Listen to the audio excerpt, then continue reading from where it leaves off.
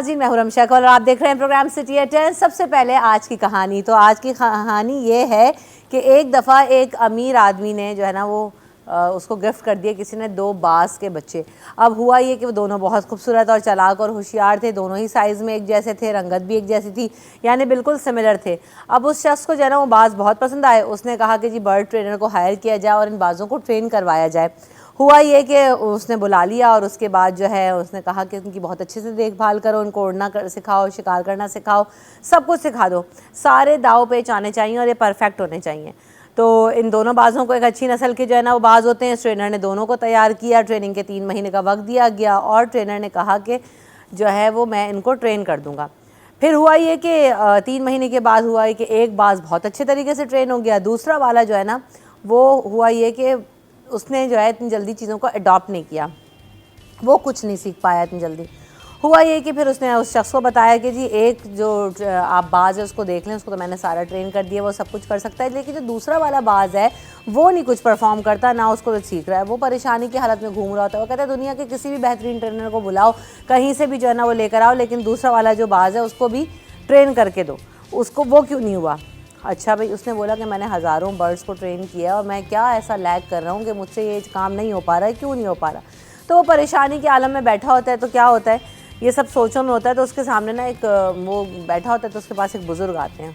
तो वो होता है कि मैं कहाँ दुनिया भर से ट्रेनर्स को ढूंढूंगा। तो वो बुज़ुर्ग पूछते हैं क्या माजरा है बेटा, तुम क्यों परेशान हो। तो बुज़ुर्ग को सारा माजरा सुना देता है और बता देता है कि जी मैंने बाज़ों को ट्रेन किया और परिंदों को कैसे उड़ाते हैं सिखाते हैं, सब कुछ करना बताया, लेकिन एक परिंदा जो है ना वो सब कुछ सीख गया। दूसरा वाला जो बाज़ आप देख रहे हैं टहनी पर बैठा हुआ है, इसने कुछ नहीं सीखा, बस ये बैठा रहता है। तो उसने कहा कि क्या वजह है इसकी कि ना कि ऐसा कुछ नहीं हुआ। तो जो बुज़ुर्ग होते हैं वो कहते हैं कि तुम ऐसा करो, एक कुल्हाड़ी लेकर आओ। तो वो कहता है कि तुम इनको बाज़ों को मार मत देना, क्योंकि ना ये अपने जो मालिक है वो इनसे बहुत प्यार करता है और चाहता है कि ये बस बेहतरीन बाज़ बने, बेहतरीन दुनिया के परिंदों में इनका शुमार हो। वो कहता है तुम लेकर आओ। वो कहता है पता नहीं भाई अब ये बुज़ुर्ग क्या करेंगे। खैर बहरहाल वो ले आता है, कहता है अब जो नहीं हुआ बन पड़ी तो नहीं, लेकिन अगर बन गई बात तो सही है। वो जाता है और कुल्हाड़ी ले आता है। तो एक टहनी पर जिस पर वो दूसरा वाला बाज़ जिसने जो कि थोड़ा स्लो होता है, जिसने नहीं सीखा होता है, तो क्या करता है उसकी वो टहनी काट देते हैं वो बुज़ुर्ग। जैसी वो टहनी काटते हैं अब बाज़ नीचे गिरने लगता है। जब बाज़ नीचे गिरने लगता है तो वो तो है तो परिंदा और उसको ट्रेनिंग भी मिली होती है, लेकिन करता कुछ नहीं है।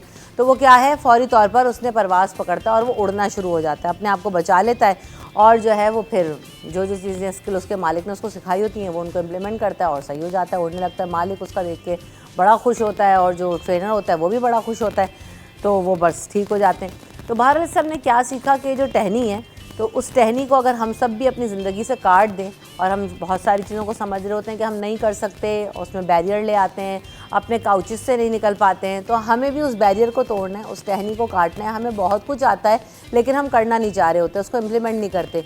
तो हम करना चाहें तो बहुत कुछ सीख सकते हैं। मेहनत करें और अपने मकसद को पाने के लिए जो मुश्किलात हैं उनको पीछे छोड़ दें, तो ज़िंदगी में कामयाबियाँ हासिल करेंगे। तो आज ऐसा करिए कि कुल्हाड़ी उठाइए और ये जो आपकी टहनियाँ हैं उनको काट दीजिए और अपनी ज़िंदगियों के अंदर बेहतरी लेकर आइए। समझ आई कुछ दोनों को बात? क्या हंस रहे दोनों? अब आपको समझ आ गई है। अस्सलाम वालेकुम मेराज भाई और अशरफ भाई, वेलकम टू द शो। वालेकुम सलाम। आज से ही टहनी काटना शुरू कर मैंने भी मैसेज स्टोरी पढ़ते ही मैंने मैसेज किया, मैंने कहा हाँ भाई मैंने भी आज टहनी काट दी है। नहीं, बहुत अच्छा सबक मिला। और देखें ये कहानियाँ तो वो कहानियाँ जो बचपन में हम सुनते थे, लेकिन आज भी देखें इसमें दिलचस्पी बरकरार रहती है। जब शुरू में आपने जब ये शुरू किया था कि भाई हम कहानियाँ सुनाएंगे तो अजीब सा लग रहा था हमें खुद भी, मुझे खुद, लेकिन अब आहिस्ता आहिस्ता दिलचस्पी हमारी भी जो है क्योंकि हमने टहनी काट दी है। That's great. हाँ मैंने भी वो टहनी काटी है यार, कहानी सुनानी है और मज़ा आए, अब अच्छा लग रहा है। अच्छा, तो रिस्पॉन्स बहुत अच्छा आ रहा है। और जैसे मैं बताया सोशल मीडिया पे वैसे भी जो स्टोरी हम शेयर करते हैं तो उसमें बहुत व्यूज़ आते हैं, तो लोग पसंद कर रहे हैं। लोग चाहते भी हैं कुछ नई चीज़ ना। अगर हम देखें बचपन में जो घर में, अब तो सब मोबाइल पे लगे रहते हैं, आपको पता है कोई दावत भी करो तो बच्चे क्या सर कोई गेम खेल रहा हो, कोई मोबाइल पे लगा होता है। तो अब हमारे यहाँ भी ये है कि कोई जो पुरानी बातें होती थी वो ये सब बात करने के लिए मोबाइल हम लोग क्या करते हैं, कहते हैं कहना आए साहब तो हमने मोबाइल एक तरफ रख दो भाई। अच्छा उसूल है। अब मेन ये है कि जो जैसे आपने स्टोरी दी इसमें सबक भी है, बाकी बहुत सारी चीज़ें जो रुकावट, हिंड्रेंस जिसे कहते हैं, रुकावट कैसे हटाएं, वो उसका भी मैसेज था कि भाई वो टेनी पे बैठा हुआ था, हिल ही नहीं रहा था, खौफ होगा उसका जो भी। अब वो जब हटा तो वो उड़ने लगा। तो इसी तरीके से हमारे यहाँ भी है, बहुत सारे कामों में, इन सब में, पढ़ाई में बच्चे जो नहीं पढ़ रहे होते तो कोई ना कोई रुकावट होती है, या तो टीचर से डर के या कोई जो भी है, तो उसकी वो रुकावट अगर दूर होगी वो भी फिर तेजी से काम करने लगेगा। बहुत अच्छा मैसेज है। अब ये बताएं आपके पास क्या रुकावट है? आप कब अपनी टहनी काटेंगे? आप पाकिस्तान टूर करके आए, खाली हाथ आ गई और फिर पत्थर पड़े हुए उसमें पत्ते के अंदर, कभी इसमें नट्स ना आए।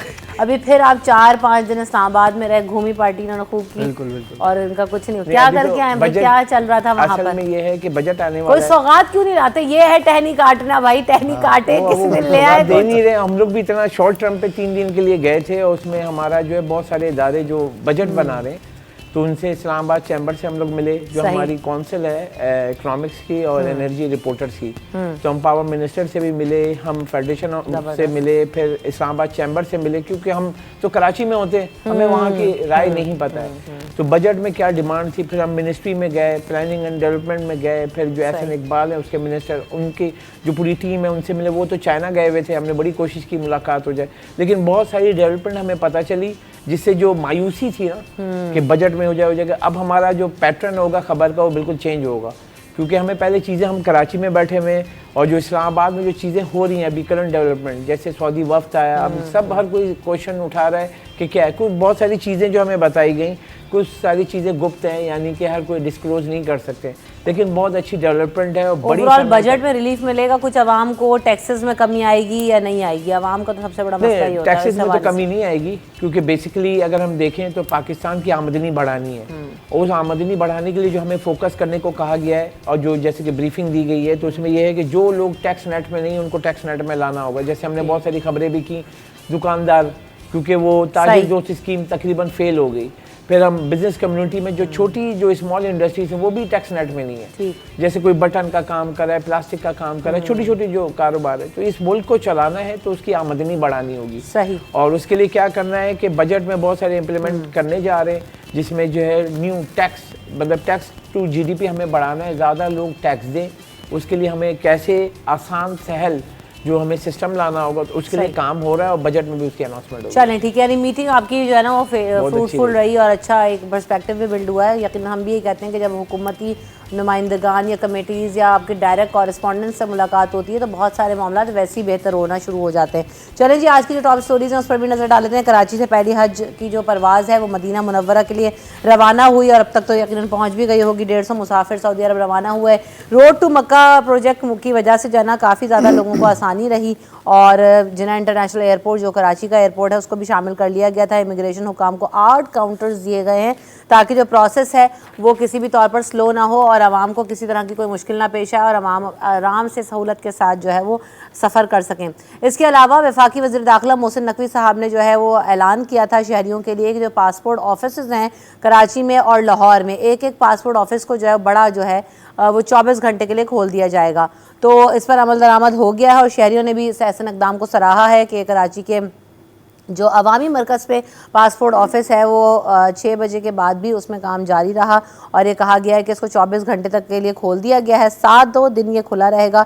डायरेक्टर पासपोर्ट ऑफिस ने इसकी तस्दीक की है, तो ये भी अच्छा हुआ। पहले हम नादरा ऑफिस को देख रहे थे कि नादरा के जो मेगा सेंटर्स बनाए गए थे वो भी 24 घंटे फंक्शनल होते हैं, फ़ाल होते हैं, तो उससे भी बहुत ज़्यादा सहूलत लोगों को मिली। मेरे तो तमाम जितने भी डॉक्यूमेंट्स हैं वो 24 आवर सर्विस में ही बने, तो आप ईजी होते हैं। जब भी आप जाना चाहें, रात में भी आप लेट नाइट जा सकते हैं और अपने सारे काम करवा सकते हैं। रश भी कम हो जाता है, टाइम भी ठंडा होता है। तो इसी तरह पासपोर्ट के लिए भी, क्योंकि लाइंस बहुत बढ़ गई थी और काफ़ी ज़्यादा वहाँ पर रश हो गया था, डिलेज़ बहुत हो रहे थे, तो इस इक़दाम को भी लोगों ने सराहा है।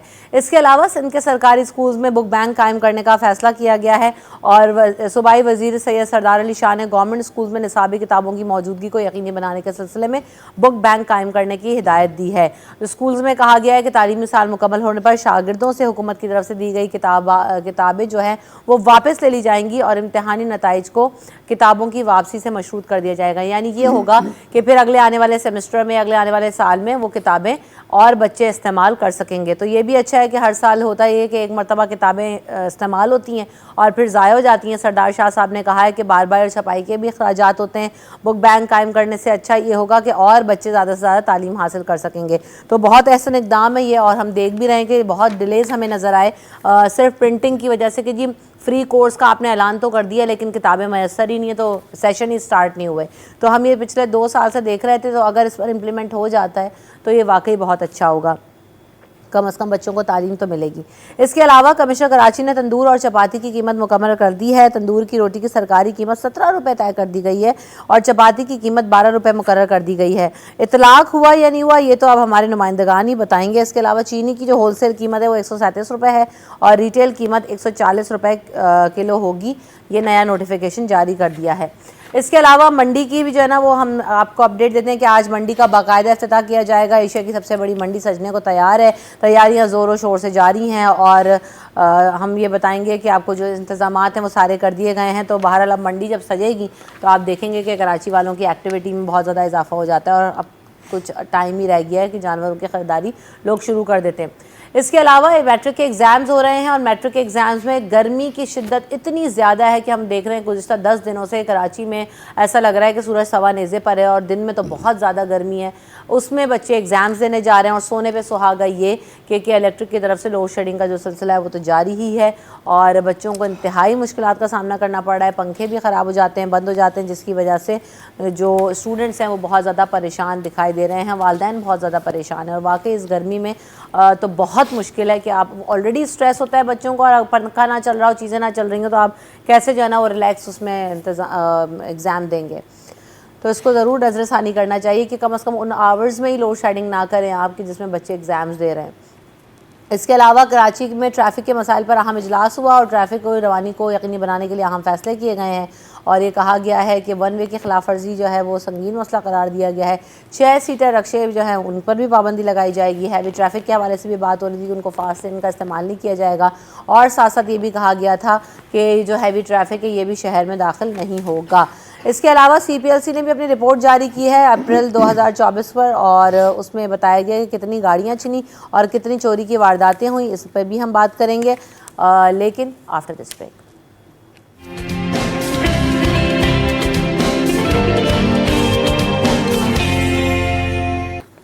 Welcome back in the show. तो जनाब अब हम बात करेंगे कि रोड टू मक्का प्रोजेक्ट भी हुआ, हज परवाज़ें भी शुरू हो गई हैं। मराज अख्तर साहब, तो हम ये देख रहे हैं कि काफ़ी ज़्यादा सहूलत हो गई है इस दफ़ा लोगों को जाने में। बिल्कुल जी, बहुत अच्छा हुआ है इस दफ़ा क्योंकि लाखों आज़मीन हज जो है वो इस दफ़ा भी जा रहे हैं, हर साल जाते ही हैं। तो उनको यही प्रॉब्लम रहती थी कि जब वो एयरपोर्ट पहुंचते तो पहले यहाँ पे इमिग्रेशन होती थी, उसके बाद यहाँ से अल्लाह अल्लाह करके निकलते थे, उसके बाद वहाँ पर भी एक इमिग्रेशन के मरहले से उनको गुजरना पड़ता था। वहाँ ज़्यादा परेशानी होती थी यहाँ की बनस्बत। तो इस दफ़ा एक बड़ा अच्छा फ़ैसला किया गया सऊदी हुकाम की जानिब से, वहाँ के इमिग्रेशन का अमला यहाँ पर आया। अब सूरत हाल ये है कि मैं ख़ुद भी इस साल हज पे जा रहा हूँ, 28 मई को मेरी फ़्लाइट है। अरे वाह, माशाल्लाह, बहुत बहुत मुबारक हो आपको। तो आपने हमें बताया नहीं था। तो आप कुछ सौगात ले आइएगा, अशरफ भाई की तरह ना कीजिएगा। वहाँ की सौगात तो जाहिर सी बात है लानी पड़ती है इंशाल्लाह। तो इसमें सूरत हाल ये अच्छी है कि यहाँ से हम जाएंगे कराची एयरपोर्ट तो यहीं पर हमारी इमिग्रेशन जो है वो कंप्लीट हो जाएगी। इसके बाद जब हम यहाँ से मक्का उतरेंगे या मदीना उतरेंगे तो वहाँ सूरत हाल ये होगी कि वहाँ पर हम अपनी बस में बैठ के जद्दा पे, वहाँ से अपनी बस पे या किसी भी जो भी आपके पास सवारी है उससे बैठ के आप आगे फौरी तौर पे मूव कर सकते हैं। वरना लंबी लंबी कतारें वहाँ पे लगी होती थी और उसमें काफ़ी टाइम लग जाता था लोगों को। मतलब देखें यहाँ पर 2 से 3 घंटे 4 घंटे वो एयरपोर्ट पे परेशान होना और उसके बाद 4 सवा 4 घंटे की फ़्लाइट है, उसके बाद वहाँ पर कम से कम 3 घंटे 4 घंटे परेशान होना। तो इससे इस ज़हनी अजियत से जो है वो आज़मीन हज जो है वो इस वक्त बचेंगे। अच्छा, उमूमन होता है, मुझे तो ये चीज़ सबसे ज़्यादा अच्छी लग रही है कि हमारे जो बड़े बुजुर्ग हैं उमूमन क्योंकि हज वगैरह पे जा रहे होते हैं जो लोग, तो इतनी यंग एज में तो हमारे यहाँ जा ही नहीं पाते क्योंकि फंड्स एंड ऑल, तो उनको एक तो कम्युनिकेशन प्रॉब्लम बहुत ज़्यादा होती है। तो वो भी एक आसान हो जाता है कि अपने लोगों से वहाँ पर कोई ट्रांसलेटर होगा, 10 चीज़ें होंगी तो उनको आसान हो जाएगा पूरा प्रोसेस। तो वो भी एक चीज़ है, वरना वहाँ पर दूसरे मुल्क जाते ही ना वो घबरा जाते हैं, तो जवाब भी नहीं दे पाते, ना बता पाते, ना डॉक्यूमेंट दे पाते हैं। तो वो भी अच्छी चीज़ है। दूसरी तरफ ये कि हमने देखा है कि पासपोर्ट ऑफिस भी 24 घंटे खुले रहेंगे, तो ये भी एक शहरियों के लिए एक ऐसा इक़दाम नज़र आ रहा है। पासपोर्ट का इशू तकरीबन 7-8 महीने से चल रहा है क्योंकि लोगों ने पासपोर्ट अपने जमा करवाए हुए थे, उसके कोई पेपर का मसला था या कोई इशू था इस्लामाबाद से, तो उसकी वजह से कई लोग तो ऐसे हैं जिनको 3-3 महीने 4-4 महीने भी हो गए, उनके पासपोर्ट जो है वो तैयार होकर नहीं आए। लेकिन हैरत अंगेज़ तौर पर मैं आपको एक बात बताऊँ कि आप नॉर्मल पासपोर्ट ऑफिस जाएंगे तो वहाँ पर तो ये मसाइल हैं, लेकिन उनका जो मेगा सेंटर्स बने हुए शहर के मुख्तलिफ पोश इलाकों में, वहाँ आप जाएंगे और डबल फीस देंगे, तो आप यकीन करें चौथे दिन पासपोर्ट आपके हाथ में होगा। तो फिर डबल फीस भी तो आप दे रहे हैं ना, डबल फीस दे रहे हैं, तो जाहिर सी बात देखें जो पेपर इस्तेमाल देखें जो पेपर इस्तेमाल हो रहा है वो डबल फीस देने पर फ़ौरन मिल जाता है, और उसके बाद जो है वो आम लोग जो परेशान हुए हैं उनका कोई परेशानी हाल नहीं है। लेकिन बहुत अच्छा एग्ज़ाम किया है उन्होंने, 24 घंटे अगर ये चलें और काम करें तो इससे काफ़ी लोगों को आसानी होगी, क्योंकि जाहिर सी बात है बाहर जो बैरून मुल्क का सफ़र करने वाले हैं उनकी तादाद भी कोई कम नहीं है। बिल्कुल ऐसा ही है। अशरफ खान साहब, सिंध के सरकारी स्कूलों में जो है वो बुक बैंक कायम करने का फैसला किया गया, और अभी मैंने डिटेल भी आपसे शेयर की सरदार शाह साहब ने। आपको कैसा लगा ये एग्ज़ाम के यूज़ किया जा सके किताबों को, और अगले सेशन में भी जो है, वरना वही होता है कि किताबें शॉर्ट है, प्रिंटिंग नहीं हुई, ये मसाइल नहीं देखा जाए उनसे भी मुलाकात हुई थी, बिजनेस कम्युनिटी से मिलने आए थे सरदार साहब। तो उसमें ये है कि हर कोई अपने अपने बिजनेस कम्युनिटी भी हर कोई वो देता है मशवरा, तो एक बहुत अच्छा है एग्ज़ाम अगर इस पर अमल हो गया। और बुक बैंक का ये है कि जैसे मैं हूँ क्लास 1 में, अब क्लास 2 में जा रहा हूँ, क्लास 1 की बुक्स अगर मैं स्कूल में बुक बैंक में रखवा दूंगा तो जो दूसरा बच्चा है वो ले सके, क्योंकि सिंध टैक्स बोर्ड हमने बहुत सारी खबरें दिखाई हैं कि पेपर बहुत महंगा हो गया है, छपाई और बिजली की कॉस्ट, उसकी वजह से बुक की कीमत देर से निकलने की वजह से प्रिंटिंग नहीं होती है, क्योंकि जब तक बुक की प्रिंटिंग की कॉस्ट नहीं आती है वो प्रिंटिंग के लिए नहीं जाती है। और सबसे बड़ा अभी मसला हमारा है कि पेपर बहुत महंगा हो गया है, बिजली की कॉस्ट महंगी हो गई, प्रिंटिंग महंगी हो गई है, जिसके बाद जो लोकल प्रिंटिंग वाली बुक है वो मैंने अभी इससे पहले तकरीबन पिछले महीने मैंने खबर दी थी कि हुकूमत ये बताया कि तालीम देना चाहती है, तालीम बेचना चाहती है। तो इस वक्त जो हमारा बजट आ रहा है और नए माली साल का, उसमें सबसे बड़ा चीज़ समझने की ये है कि अगर हम प्रिंटेड बुक रमशा इम्पोर्ट करते हैं वो सस्ती है, अगर हम पेपर ला के यहाँ प्रिंट करते हैं तो महंगी है। तो ये सवाल बनता है कि बुक प्रिंटेड, क्योंकि वो उनकी हिसाब से बनी हुई है, हमारी मतलब हमारी थकाफत दिखानी है, हमारी हिस्ट्री दिखानी है, उसके लिए हमें छापना ज़रूर। बहुत सारे लोग हैं वो अजीब बातें करते हैं कि प्रिंटेड बुक मंगा लें, तो भाई हमें अपनी हिस्ट्री पढ़ानी है ना, हमें पाकिस्तान के बारे में पढ़ाना है, मतलब मुताला पाकिस्तान अगर पढ़ाना है, पाकिस्तान स्टडीज़ पढ़ानी है, ये सब तो हमें पाकिस्तान की बुक चाहिए।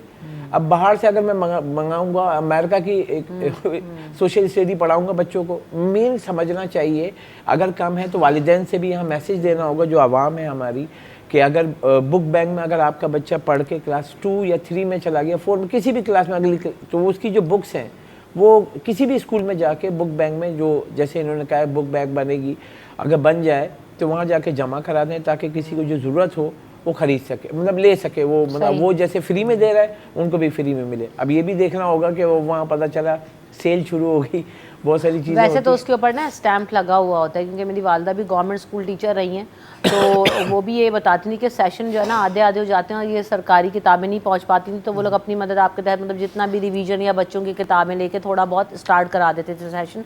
फिर जब किताबें आती तो उसके ऊपर सील लगी होती थी कि नॉट फॉर सेल और वो सब चीज़ें मेंशन करते हैं, लेकिन ज़ाहिर है हमारे यहाँ सब कुछ हो रहा होता है। लेकिन ये मुझे अच्छा लगा कि एक सेशन से दूसरे आप कैरी फॉरवर्ड कर लेंगे, इस तरह आपका बजट भी जो है वो कम लगेगा। तो मेराज अख्तर साहब आप इस पर कुछ कहना चाहते हैं? लेकिन फ़ैसला बहुत अच्छा है, लेकिन अगर आप थोड़ा सा माजी में चले जाएँ तो हमने भी स्कूलिंग की है, आपने भी स्कूलिंग की है, तो ऐसा ही होता था कि जब हम प्रमोट होते थे दूसरी क्लास में तो हमारे पास जो साफ़ सुथरी किताबें जो सही हालत में होती थी तो वो हम किसी न किसी को अगर पहले तो अपने अजीज़ रिश्तेदारों में देखते थे, वरना दोस्तों में देखते थे कि अगर किसी का छोटा भाई या बहन जो इस क्लास में आने वाली है तो हम उनको खुद से वो दे देते थे। और आज भी ये सिलसिला चल रहा है, क्योंकि अब जब हमारे बच्चे जब स्कूलिंग में है तो हमें पता चल रहा है कि भाई ये मामला अभी भी हैं और अच्छा पहले भी थे, इसको होना चाहिए, बिल्कुल अच्छा है। बहुत अच्छा इसके साथ एक कारोबार भी है, उर्दू बाज़ार में एक बहुत बड़ी जो है मार्केट है जिसमें यूज़ बुक्स जो है वो आज भी दस्तयाब होती हैं। और सिंध टैक्स बुक बोर्ड वाला मसला तो आपको पता ही है कि वो जब सेशन शुरू होता है तो उसके 4 या 5 महीने बाद वो बुक जो है वो मार्केट में आती है, जिसके लिए परेशान हुए हुए थे लोग। तो ये बहुत अच्छा फ़ैसला है, इससे काफ़ी बच्चों को मदद भी मिलेगी, जो ख़रीद नहीं सकते उनको भी मदद मिलेगी, और जिनके पास ख़रीदने के पैसे हैं और बुक मिल नहीं रही है मार्केट में तो उनको भी इससे फ़ायदा होगा। दोहरा फ़ायदा है इसमें, और बहुत देर से फैसला किया, लेकिन बहरहाल क्या कहते हैं उसको, देर आए दुरुस्त आए। दुरुस्त आए। चलें, अच्छा है। कमिश्नर कराची ने रोटी और जो है ना वो तंदूर की चपाती की भी कीमतें मुकर्रर कर दी हैं।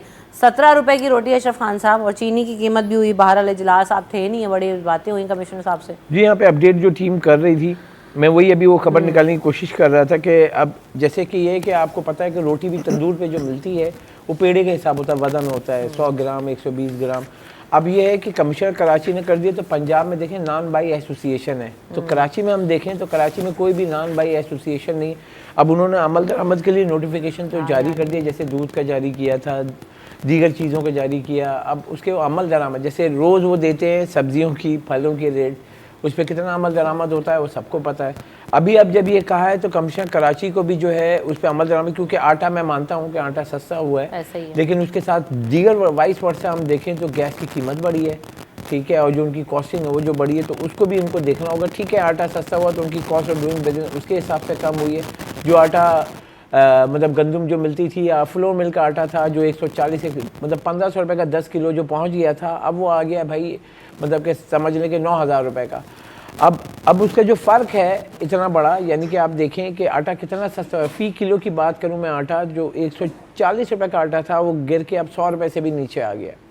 वो कॉस्ट आवाम को मिलनी चाहिए, लेकिन अभी जैसे आपने बताया 17 रुपये की नान हम लेने जाएँ, जैसे मैं गुलशन में हूँ तो 25 रुपये की है, कहीं 30 रुपये की है नान। फिर अगर हम चपाती लें तो चपाती आपने देखा है वो जो घर वाली चपाती के वो लिखा हुआ होता है कि घर की चपाती, तो वो भी 15 रुपये कहीं 20 रुपये बिक रही है। अब वो चपाती का अगर 12 रुपये रखा है, नान का 17 रुपये रखा है, तो उनके ऊपर अमल दरामद भी करना होगा। तो मैं कह रही थी पेट्रोल की कीमत पे आता है तो फौरी तौर पर इतलाक हो जाता है जी महंगा मिल रहा होता है। इसी तरह कोई भी चीज़ का ऐलान हो, चीनी आप देखें रातों रात 1 रुपया भी अगर बढ़ेगा तो अगले दिन आपको देगा नहीं वो चीनी वाला। जी जी, हालांकि बोरी पुरानी चल रही होगी, तो ये चपाती वाला देंगे नहीं देंगे। आज दोपहर में खाना ज़रा मंगाएं तो आज चेक करते हैं ज़रा होटल से कि रोटी कितने की मिल रही है। देखिए मैं आपको बताऊँ, पॉसिबल ही नहीं है, क्यों नहीं देंगे। इस वक्त रोटी सही कहा अशरफ भाई ने, 25 से 30 रुपए की रोटी मिल रही है, नान जो कहते हैं, ठीक है, और चपाती और फरमाइशी चपाती वो लिखा हुआ होता है उन्होंने, तो वो 20 रुपए की चपाती है। अच्छा, उनसे जब हम बात करते हैं तो वो ये कहते हैं कि भाई गैस के बिल्स तो आ रहे हैं भारी भारी, गैस नहीं आ रही, इसलिए हम LPG सिलेंडर्स पर ये पूरे जो तंदूर है ये चला रहे हैं। तो अब इसका हम कहाँ से किस तरह से वो करेंगे जब गैस उनके पास है नहीं, और वो गैस ख़रीद कर जो है वो बिल भी भर रहे हैं और गैस ख़रीद कर जो है LPG इस्तेमाल करके फिर रोटी बेच रहे हैं और चपाती बेच रहे हैं, तो उनका तो मामला वही रहेगा। अब अगर आटे में कुछ कीमत में कमी होती है तो फिर वो जाहिर सी बात है मजबूरन अगर कोई सख्ती की गई तो उसके बाद जैसा कि उन्होंने बताया कि 100 ग्राम और 120 ग्राम का कोई इनका पेड़े का हिसाब होता है, तो वो उसमें उसको कम करेंगे। नहीं, फिर ये भी है ना कि चलो 17 नहीं 20 कर दें आप, 30 रुपए 35 रुपए की रोटियां मिल रही हैं, तो एटलीस्ट कमी आप ला तो सकते ना। वैसे तो नहीं कि उनके भी आप नुकसान ना पहुंचाएं, और आवाम को भी अगर रिलीफ मिल सकता है तो ना दे थोड़ा नेगोशिएट कर लें। अजय 30 और 35 वाले ना बिल्कुल अलग है मामला। वो नॉर्मल जो तंदूर है ना वहाँ पर 25 रुपए की रोटी मिलती है, ठीक है। 35-40 कुछ हमारे यहाँ बड़े बड़े रेस्टोरेंट हैं, खास रेस्टोरेंट्स हैं, कुछ जैसे निहारी के रेस्टोरेंट्स हो गए, अच्छा, जहाँ पर रोटी का इस्तेमाल ज़्यादा होता है ना, वो जो है उन्होंने एक अपना मखसूस रेट रखा हुआ है, उनसे कोई पूछने वाला वही नहीं तो बात है कि उनको भी कोई पूछने वाला क्यों नहीं है और एक रेट पे रोटी क्यों नहीं मिल रही। फिर ये तो भी तो कमिश्नर कराची साहब का ही काम है। तो बहरहाल देखते हैं इसको इम्प्लीमेंट होता है नहीं होता, कल भी फॉलो अप लेके आपके साथ ज़रूर शेयर करेंगे कि क्या सूरत हाल है। बहरहाल अभी ब्रेक ले लेते हैं, ब्रेक के बाद हाजिर होंगे।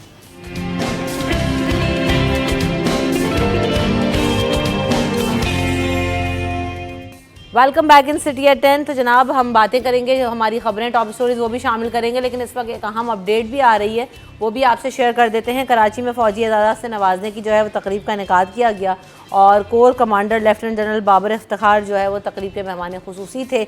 इसके अलावा ISPR के मुताबिक जो तकरीब में फ़ौजी अफसरान हैं और जवान हैं उनको सितारे इम्तियाज़, मिलिट्री इम्तियाज़ और मिलिट्री तमग़ा बसालत से भी नवाजा गया। तो ये जो तकरीब का एहतमाम है वो किया गया। अपडेट्स भी लेंगे, आपको दिखाएंगे भी, और हम जो इस वक्त अहम खबर आई वो भी आपसे शेयर की कि जो कराची में कोर कमांडर जो हैं उसमें फ़ौजी अज़ादात से नवाजने की तकरीब का जो है उनकी तरफ से इनेकाद किया गया, मिलिट्री अज़ादात से नवाजा गया और 9 जो शहदा हैं सिपाहियों के रिश्तेदारों को जो है उनके तमग़ा बसालत से नवाजा गया। ISPR के मुताबिक डाटा शेयर किया गया है। 14 अफसरान को सितारे इम्तियाज़ और मिलिट्री अफसरान को 19 मिलिट्री अफसरान हैं जिनको तमग़ा बसालत से भी नवाजा गया है। तो ये आपसे अपडेट भी शेयर करनी थी, कुछ मज़ीद भी इस पर बात करेंगे। अच्छा जी, इससे पहले हम बात कर रहे थे कि कुछ दीगर खबरों के हवाले से उनके बढ़ते हैं। मंडी भी लगने जा रही है और मंडी की एक अलग एक्टिविटी होती है। फिर वही वाली बात, महराज भाई आपसे यकीन ये सवाल ज़रूर बनता है कि सिक्योरिटी कैसी होगी मंडी में। देखिए पिछले साल जब नए मुकाम पर यानी कि नॉर्दर्न बाईपास पर मंडी सजाई गई थी तो उस वक्त बहुत सारे तहफ़्फ़ुज़ात थे लोगों को और सिचुएशन वाकई ख़राब भी थी।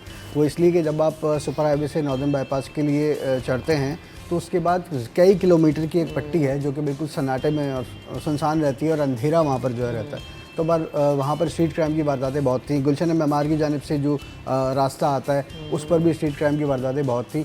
जब बहुत ज़्यादा बड़ी वारदातें तो उसके बाद ज़ाहिर सी बात है सब सर जोड़ के बैठे, क्योंकि एशिया की सबसे बड़ी मंडी ये लगाई जाती है, करोड़ों रुपया उस पर लगा हुआ होता है, इसका ठेका भी जाता है बाकायदा, और इसके बाद जो है पार्किंग और अगड़म शगड़म बहुत सारी चीज़ें होती हैं, मतलब बिल्कुल मेला ही होता है एक तरह से।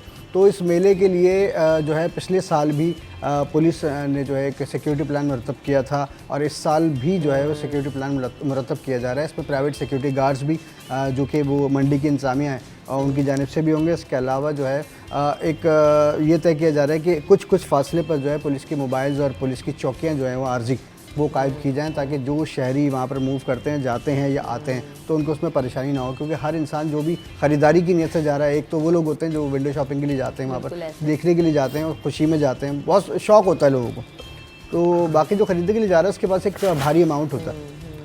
तो अब वो कैसे सेफ़ रहेगा, तो उसके लिए सिक्योरिटी के इंतजाम मंडी की जानिब से भी किए गए हैं, कैमरे भी लगाए जा रहे हैं, साथ साथ पुलिस भी इसमें शामिल है और रेंजर्स से भी रिक्वेस्ट की गई कि वो भी सिक्योरिटी फराहम करे। और दूसरी बात, जो आवाम हैं जो कि ख़रीदारी के लिए जा रहे हैं उनको ख़ुद भी ख्याल रखना होगा, क्योंकि अंदर ATM मशीनें वगैरह सब कुछ मौजूद हैं, ठीक है। और आज के दौर में अगर आप समझते हैं कि भाई अगर मैं 4 लाख का 5 लाख रुपए का जानवर ख़रीद रहा हूँ तो कैश रख के ले जाने की ज़रूरत नहीं है, इतनी अमाउंट रख के ले जाएँ कि वहाँ जाके उसको एडवांस कर दें, उसके बाद उससे बाकी पेमेंट जो है वो घर पर डिलीवरी के वक्त कर दें। तो ये भी सहूलत है, अभी नहीं दी गई, ये शुरू से है, लेकिन अगर इस सहूलत को, इस फैसिलिटी को अवेल कर लेंगे तो वो कम से कम लूट मार से और अपने पैसों के ज़िया से बच सकते हैं। वही मैं तो कहती हूँ ऑनलाइन बैंकिंग सिस्टम भी जो है ना वो होना चाहिए। जो मवेशी लेकर आते हैं लोग उनको भी थोड़ा सा जो है ना वो आप एजुकेट अगर इस हवाले से कर दें कि कैसे ऑनलाइन जो है वो पेमेंट्स ली जा सकती हैं। क्या अच्छा इसकी मैं ये बात इसलिए कह रही हूँ कि इतना मुश्किल नहीं है।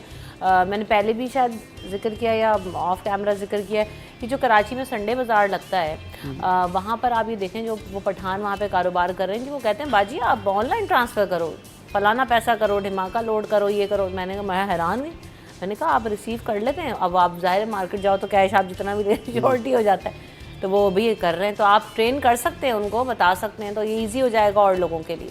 नहीं वही रमशा, इजी पैसा डिजिटलाइजेशन की बात की जा रही है कि मईशत को डिजिटल करना है, तो स्टेट बैंक भी इस पे काम कर रहा है कि रास्त लेकर आया है ऑनलाइन ट्रांसफ़र के लिए। अब ये है कि सामने वाले की आगाही, जैसे आपने बताया इतवार बाज़ार में या बुध बाज़ार में, इसी तरीके से, क्योंकि ये बाज़ार का अगर हम देखें तो कराची में अगर सर्वे में बताऊं कि 37 लाख इस वक्त जो है ना कंज्यूमर है जिनके घर हैं जिस पे गैस या इलेक्ट्रिक मीटर लगा हुआ है। 37 लाख घर या फ्लैट या ये सब मिला के। अब उसमें अगर 37 लाख में लोग जाते हैं, हम लेते हैं कि 20 लाख लोग भी लेने जाते हैं गाय बकरा ये सब, तो आप इसकी कॉस्ट देखें कि कितनी बड़ी अरबों रुपए बनती है इसकी।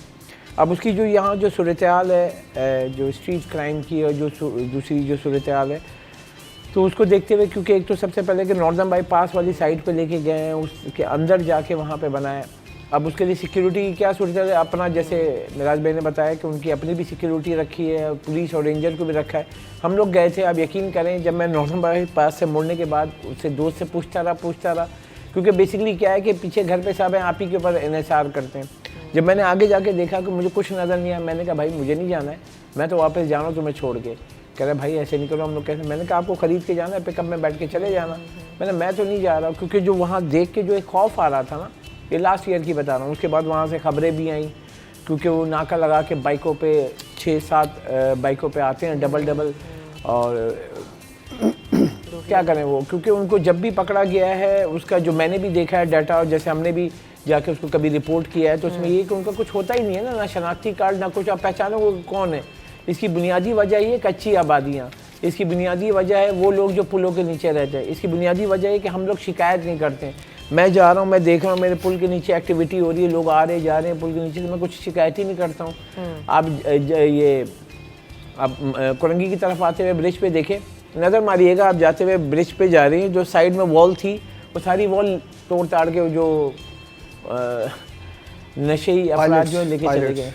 अब उसमें क्या है कि किसी को कोई फिक्र नहीं। देखें ये शहर हमारा है, जहाँ हमारी रिपोर्टिंग की जिम्मेदारी है, तो वहाँ आवाम की अगर कुछ देख रहे हैं तो वो भी बताएं। अब वो देखते हुए जा रहे हैं, अब नाला है, नाले को तोड़ तोड़ के वो सरिया निकाल रहा है, तो ये हमारा है भाई, हमारे टैक्स के पैसे से लगा है।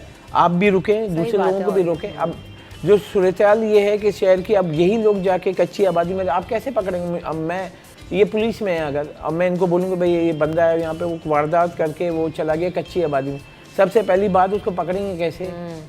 को कच्ची आबादी में ना घर का पता है, ना कुछ है, बाइक का रिकॉर्ड है, ठीक है। अब उसको कच्ची आबादी में झोपड़ियाँ, ये सब कच्चे मकान बनाए हुए। आप मेमार जाएं, मेमार से एहसानाबाद के इस साइड पे पूरी कच्ची आबादी है, आके बस गए।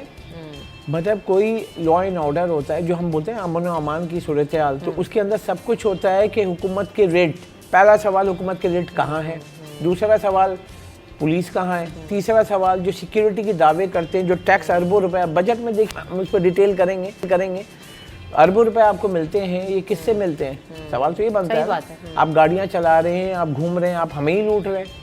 मतलब ये सब के ऊपर तमाम महकमे जो बने इससे मुतल्लिका, जैसे वजारत यहाँ के, अगर दाखिला हम सिंध की बात करें तो उनसे ही सवाल बनता है ना कि आपका क्या वर्किंग है। अगर मसला ये है कि हम अगर पूछ लें पिछले 3 साल में आपने क्या किया, बुरा लग जाएगा। सही बात है। अच्छा, बड़े इजलास हुए हैं अभी, बड़ी हमें नजर आई पिछले दिनों, और आसिफ अली ज़रदारी साहब की ज़ेर सदारत भी इजलास हुआ। उसका कोर एजेंडा यही था कि कराची में अमन अमान की सूरत हाल, आगे मंडी लगने जा रही है, और सही बात है कि हज़ारों लाखों रुपए लोग लेकर मंडी में जा रहे होते हैं, आ रहे होते हैं, कारोबार हो रहा होता है, सेफ्टी कुछ नहीं है। CPLC की रिपोर्ट पर भी बात करेंगे कि जराइम की क्या सूरत हाल रही है अप्रैल में, लेकिन after this break.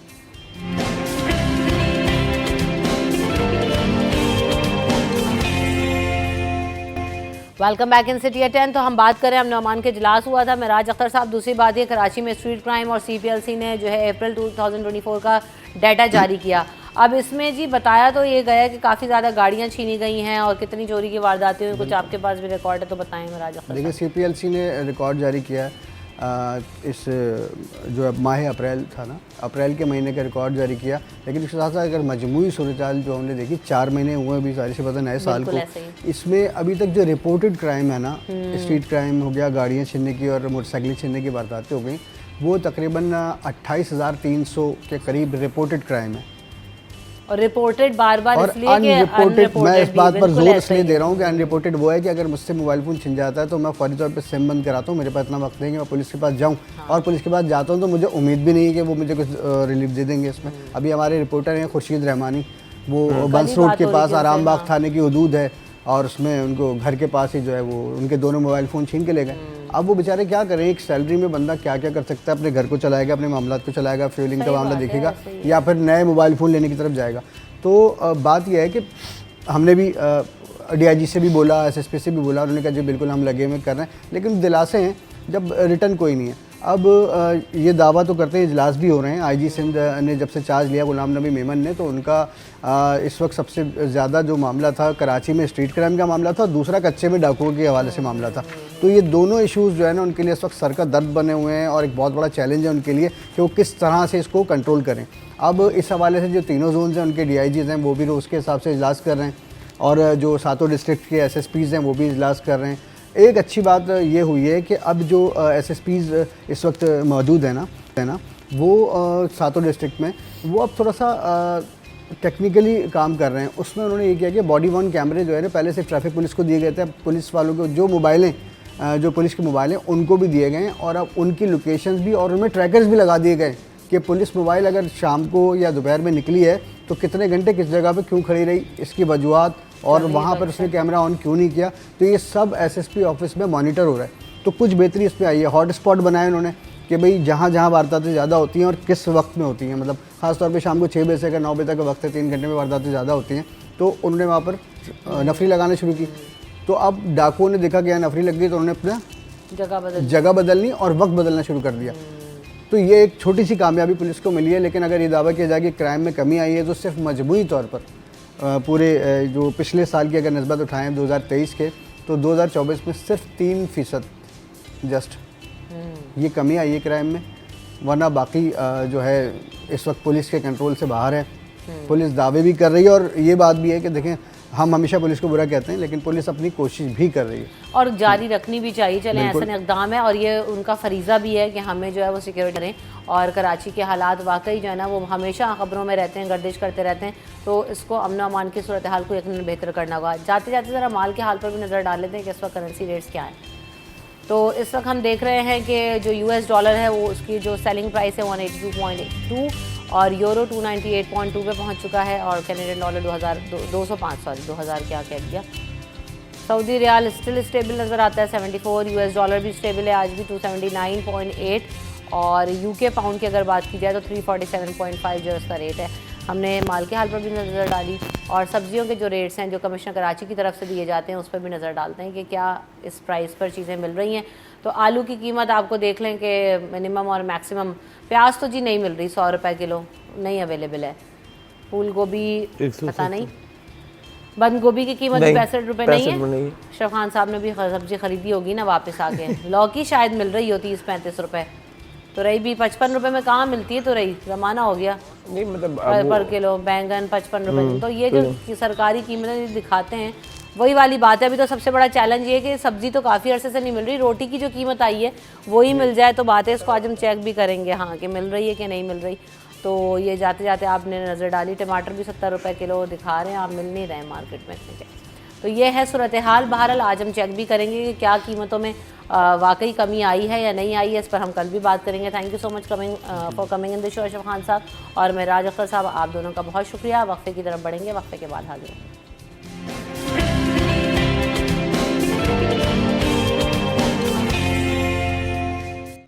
Welcome back in city at 10। तो जनाब आज के सेगमेंट में हम बात करेंगे कि जो इस वक्त मौसम जो है बहुत ज़्यादा गर्म है और इस गर्म मौसम में हो क्या रहा है कि हर शख्स एक कंप्लेन कर रहा है और वो कंप्लेन ये है कि जी उल्टियाँ हो रही हैं, डायरिया हो रहा है, मोशंस हो रहे हैं, पेट में दर्द हो रहा है, घबराहट हो रही है, नॉजियस सी फीलिंग आ रही है और इन सब चीज़ों के साथ साथ बुखार हो रहा है। और ये सिर्फ बड़ों में कंप्लेन नहीं है, छोटे बच्चों में हम देख रहे हैं कि बहुत ज़्यादा इस वक्त वायरल फैला हुआ है। तो क्या वजूहात हैं इसकी और किस तरह से बचाया जा सकता है और इसको कैसे जो है वो हमने इसमें एहतियाती तदाबीर क्या हो सकती हैं, इन तमाम चीज़ों पर हम बात करेंगे। हमारे साथ डॉक्टर अजहर चगताई साहब मौजूद हैं, आप पीरियड स्पेशलिस्ट हैं। Welcome to the show doctor साहब, कैसे हैं आप? अस्सलाम वालेकुम। वालेकुम सलाम, थैंक यू वेरी मच। अच्छा डॉक्टर साहब, जैसे मैंने अभी जिक्र भी किया कि ये जो कंप्लेन है वो बहुत ज़्यादा इस वक्त नज़र आ रही है और बच्चे तो इसका बहुत ज़्यादा शिकार हो रहे हैं। क्या वजह है इसकी? क्या गर्मी की वजह से है या कुछ और वजूहात हैं?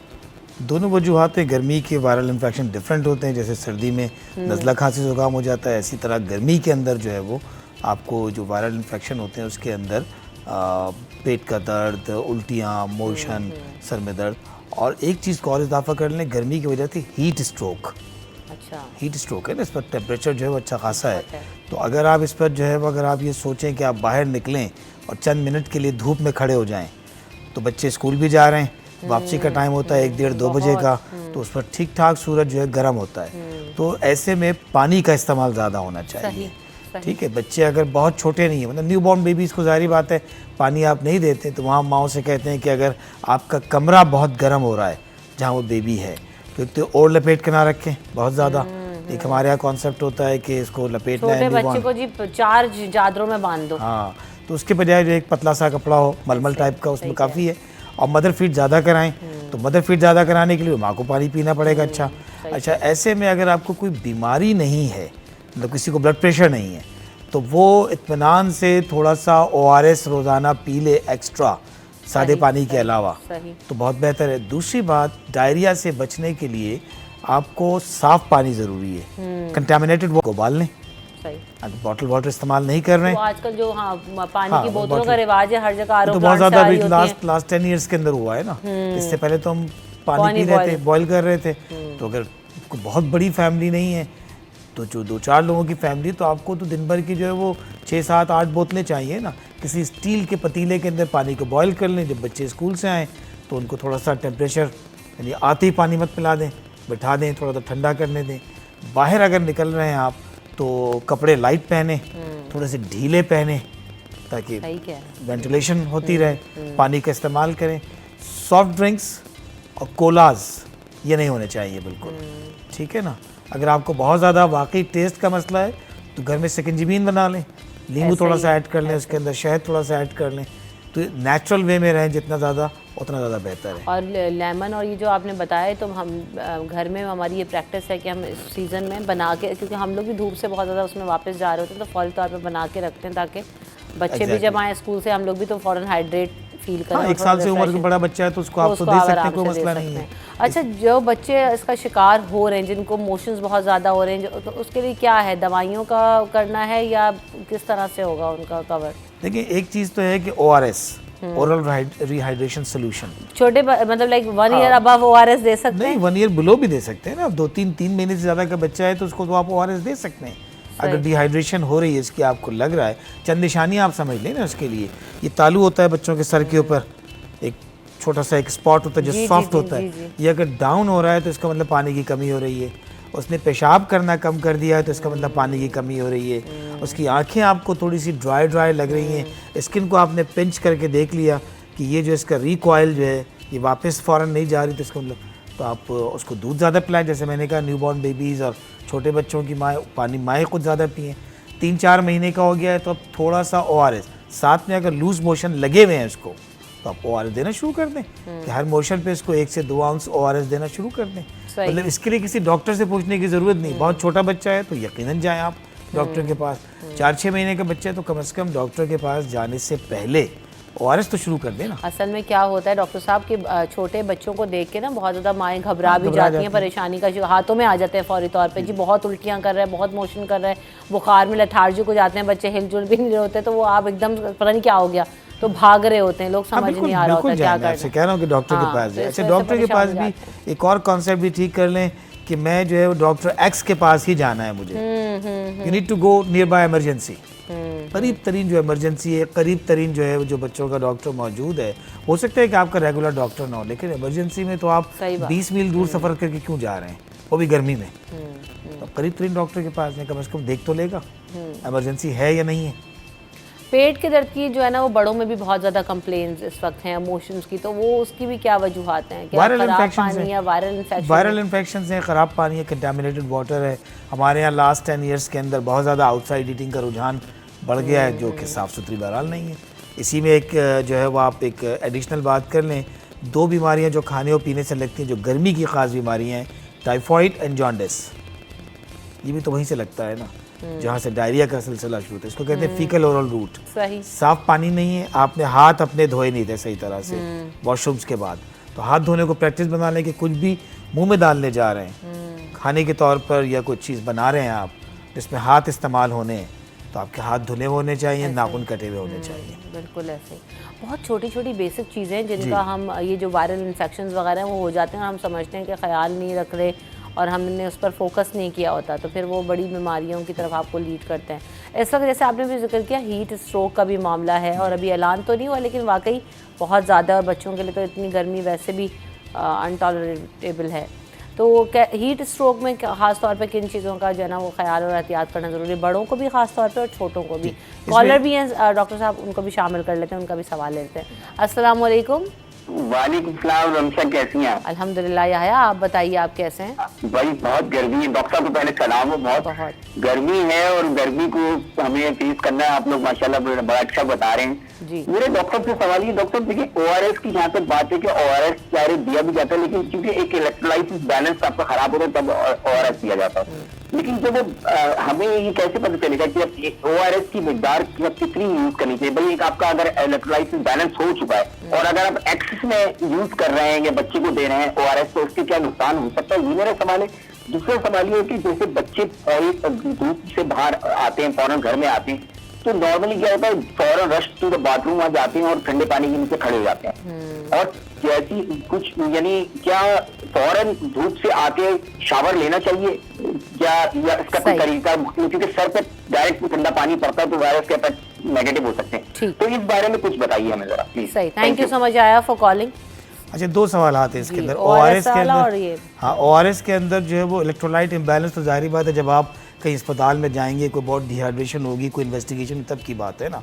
जनरली ये है कि अगर आप गर्मी के दिनों के अंदर नमक चीनी का पानी विच इज़ ORS, जो हमारी माएँ हमें बाजी में पिलाती रही हैं, उसका नाम आप ORS है। कोई बहुत महंगी चीज़ भी नहीं है, पैकेट्स अवेलेबल हैं, साशे अवेलेबल हैं, इसको आप पानी में घोलें और रखें। बच्चे अच्छा इसको पीने में कोई हर्ज नहीं, जैसे मैंने पहले भी कहा कि अगर आपके कोई रिस्ट्रिक्शंस नहीं लगी हुई, बूढ़ों की बात कर लें, ब्लड प्रेशर की या कि नमक कम इस्तेमाल करें, तो एक आम जनरल पब्लिक को और 4-6 महीने से के बच्चे से लेकर बड़े तक ORS को एक आध ग्लास पीने में कोई मसला नहीं है एक्स्ट्रा। ठीक है। लूज मोशन हो रहे हैं तो पर लूज मोशन जो अकॉर्डिंग टू जिसके अगर अम्मा को अंदाज़ा हो जाए कि हाँ ये बहुत बड़ा मोशन था तो 2-3 आउंस पिला दे, थोड़ा सा था ठीक है 1 आउंस पिला दिया आपने। अच्छा ये तो हो गया ORS का। दूसरा था कि स्कूल से बच्चे आए तो फ़ौरन आते वो जो शावर के नीचे खड़े हो जाएंगे, ठीक है ना। एक भी तो अगर शावर में भी ठंडा पानी नहीं होता, उसमें भी टैंकी से पानी तो गर्म पानी आ रहा होता है तो उसमें, लेकिन ये कर ही सकते हैं कि आने के बाद उनको थोड़ा सा कि अच्छा 2-3 मिनट टेम्परेचर की एक्लिमेटाइजेशन यानी बर्दाश्त। आप धूप से आए, अब आप छत के नीचे आ चुके हैं, छत के नीचे आने के 2-4-5 मिनट आप जो है टेम्परेचर को थोड़ा सा उससे एडजस्ट होने दें, उसके बाद शावर लेने में कोई हर्ज नहीं। और ये तो मेरे ख्याल से बड़ों की भी प्रैक्टिस होनी चाहिए, थोड़ा सांस लें, पानी वानी का इस्तेमाल करें, उसके बाद शावर आप लेने के लिए आते ही हम पानी का गिलास में पेश कर दें, हम उससे ठीक है 2-3 मिनट थोड़ा सा टेम्परेचर अपना सही बात है सही होने दो, उसके बाद पानी पी लें। बिल्कुल ऐसे ही। अच्छा ORS से रिलेटेड एक और चीज़ ये पूछनी थी डॉक्टर साहब कि हमारे यहाँ ये भी बताइएगा कि कहते हैं ना कि ORS आपने एक साशे और बॉटल में बना दिया जी, 8 ग्लास पानी में एक बॉटल में आपने वो एक साशे डाला, और उसके बाद ये भी ज़रूरी हिदायत होती है कि उसको 24 घंटे में आपने इस्तेमाल करना होता है या उसको रख सकते हैं, डिस्कार्ड कर दें, उसका यूज़ किस तरह करना चाहिए? हाँ लेकिन जो ORS की मुख्तलिफ जो चीज़ें आ रही हैं, छोटे बच्चों का एक जो वो आता है वो जो पीडियालाइट टाइप समथिंग, वो तो हाँ 2 ग्लास पानी वाले भी साशे आते हैं। अच्छा छोटे उस पर लिखा हुआ होता है 2 ग्लास पानी बनाने, यानी आधा लीटर, और बड़ों का जो होता है वो लीटर का होता है। लीटर की बोतल के अंदर आप बना लें, उसको 24 आवर्स इस्तेमाल करने में कोई मसला नहीं है, उसके बाद डिस्कार्ड। लेकिन सवाल तो ये है इतनी गर्मी हो तो 24 आवर्स तो लंबा है, वो तो 12 घंटे में ख़त्म हो जाएगा। अगर घर में 2-3 लोग हैं तो ख़त्म हो जाएगा। बच्चों का आपने बताया उनका अलग ORS आ रहा है, तो उनको अलग ही दें या ये बड़ों वाला ORS भी दिया जा सकता हैं? है। थोड़ा सा ऑस्मोलैरिटी का डिफरेंस है, लेकिन बहुत ज़्यादा जो है इसकी जो हम निटी-ग्रिटी में ना जाएं, इसको जो है फ़ौरन पिला दें। मसलन अगर हम घर में बना रहे हैं ORS टाइप की चीज़ तो अभी कर सकते हैं। 4 ग्लास पानी जो साफ़ पानी है आपका, उबला हुआ है, आपको पता है कि कंटामिनेटेड नहीं है, उसमें जो है वो 4 टीस्पून चीनी और आधा टीस्पून हमारा जो खाने का सॉल्ट है, ये मिला के उसको जो है आप कर लें, ये आपके घर को ORS तैयार है। नमक चीनी का पानी जिसे कहते हैं, बहुत ही कॉमन हुआ करता था, बिल्कुल ऐसे ही पहले। इसमें थोड़ा सा लीमू निचोड़ लें, सिट्रेट भी आ गया। अब आप कैसे पोटेशियम नहीं मिला आपको जो कि ORS में शामिल है, वो केलों से मिल जाता है। और आ भी रहे हैं बनाना तो अभी बहुत इन है। अच्छा मुझे ये भी पूछना था डॉक्टर साहब कि जो पानी है, छोटे जो बच्चे हैं जैसे 6 माह से ऊपर, दूध वगैरह के लिए पिलाने के लिए जो पानी इस्तेमाल होता है, एक तो हमारे यहाँ मिनरल वाटर की बॉटल्स आ रही हैं, तो वो पानी ज़्यादा बेहतर और अच्छा उनके लिए कि उसमें दूध बनाया जाए क्या, या फिर जो है ना उनको बॉईल करके दिया जाए, तो कौन सा वाटर बेस्ट है उनके लिए? देखिए इसमें तो कोई तबसरा नहीं करना चाहिए, इसलिए कि आप मिनरल वाटर की फेवर भी नहीं कर सकते कि आपको कोई नहीं पता कि जो है वो कहाँ से आ रहा है, किस तरह पैकेज हो रही है, ठीक है ना। बहुत बड़े बड़े नामों के अंदर आपको अगर कोई रिसर्च करेंगे तो प्रॉब्लम आ जाएगी। तो बेहतर है कि जो घर में भी अगर पानी आ रहा है उसमें अगर कोई विजिबल कंटामिनेशन नहीं है, कोई स्मेल नहीं आ रही है आपकी, तो उसको बॉईल करके इस्तेमाल कर सकते हैं। बॉटल वाटर भी अगर कोई ढंग की कंपनी का तो इस्तेमाल करें, ठीक, कोई मुजायका नहीं है, ठीक है। कॉलर है हमारे साथ, अस्सलाम वालेकुम। अल्हम्दुलिल्लाह, कौन सा आप बात कर रहे हैं और क्या पूछना चाहते हैं? मैं मुस्लिम इकबालियों वाले से पूछना है कि डॉक्टर साहब से पूछना है गर्मियों में कौन सी चीज़ बेहतर है, नींबू पानी बेहतर है या रूअफ़ज़ा वगैरह बेहतर है? ठीक है, सही है नसीम साहब, बहुत शुक्रिया। मियाँ वाले से कॉल थी और वो पूछ रहे हैं कि गर्मियों में जो किस तरह के मशरूबात का इस्तेमाल करें, जैसे भी आपने लीमू पानी का, हमने शिकंजीबीन का जिक्र किया और कुछ लाल वाले शरबत भी आते हैं, तो कौन सी चीज़ बेस्ट है वो पूछ रहे हैं कि हमें इस्तेमाल करनी चाहिए? सबसे बेहतरीन सादा पानी, जो सबसे बेहतरीन सादा पानी, ठीक है ना। उसके बाद अगर आप कुछ थोड़ा सा टेस्ट, तो मेरा ख्याल है वो नींबू पानी ज़्यादा अच्छा है। आप फ्रेश लेमन उसमें जो है स्क्वीज़ कर लें, डाल दें और शहद के साथ कर लें। ये 1 साल से ऊपर के वाले बच्चों के लिए, इसलिए कि 1 साल से नीचे हम शहद इस्तेमाल नहीं करते और चीनी भी इस्तेमाल नहीं करते। अच्छा, उमूमन ये कहते हैं कि 1 साल भर के जो छोटे बच्चे होते हैं 1 साल से, तो उनको जी शहद का इंटेक करना चाहिए। 1 साल से कम पे नहीं होता वो आप दें, जैसे टीथिंग प्रोसेस में कहते हैं जी शहद लगाएं, या वैसे ही आप शहद चटाएं, तो वो 1 साल से कम उम्र है या 8-9 माह का बच्चे जो खाने भी लग जाता है थोड़ा, तो उसको भी शहद का इंटेक नहीं कराना चाहिए? वजह क्या है? 1 साल से 1 साल शहद के अंदर कुछ जो है वो स्पोर्स होते हैं जिसको क्लोस्ट्रीडियम बोचुलिज्म कहते हैं, तो ये पैरालिसिस और इस टाइप के जो नर्वस सिस्टम के, तो रिकमेंडेशन जो है हमारी अमेरिकन एकेडमी ऑफ पीडियाट्रिक्स की, यूरोपियन सोसाइटी ऑफ पीडियाट्रिक्स की, अच्छा। ये कि 1 साल से कम उम्र बच्चों के ऊपर शहद इस्तेमाल ना करें। अच्छा, वरना तो हमारे यहाँ प्रैक्टिसेस में असल में ये भी है ना, वो पैसिफायर है उसमें लगा के दे रहे हैं तो वो और भी बच्चा गंदा आदी है। हो जाएगा। शहद problem plus pacifier. Yes, fruit pacifiers आ गए हैं अभी मार्केट में। अच्छा, pacifier तो उसमें ये होता pacifier है है। हाँ कि वो तो टेम्प्रेरी बच्चा ले रहा होता है ना, उसमें आपने वाटरमेलन डाला, बनाना डाला, कुछ भी आपने, स्ट्रॉबेरी, और वो फौरी तौर पे थोड़ी देर के बाद बच्चा वो हटा देता है। तो वो इज इट सेफ, या आप वैसे चम्मच से या किसी चीज़ से इनटेक कराएं? प्यूरी बना के उसको चम्मच से खिलाएं। मतलब पैसिफायर जो अगर आप किसी भी जो है डेंटल सर्जन से बात करेंगे तो पैसिफायर की मुखालफत करेगा, पीडियाट्रिशियन से बात करेंगे पैसिफायर की मुखालफत। हम बतौर पीडियाट्रिशियन ये कहते हैं 4 बीमारियां आप पैसिफायर से, ये बॉटल से ख़रीद रहे हैं: पेट ख़राब, कान ख़राब, आने वाले दांत ख़राब और गला ख़राब। तो ये क्यों ख़रीदें हम बीमारियाँ?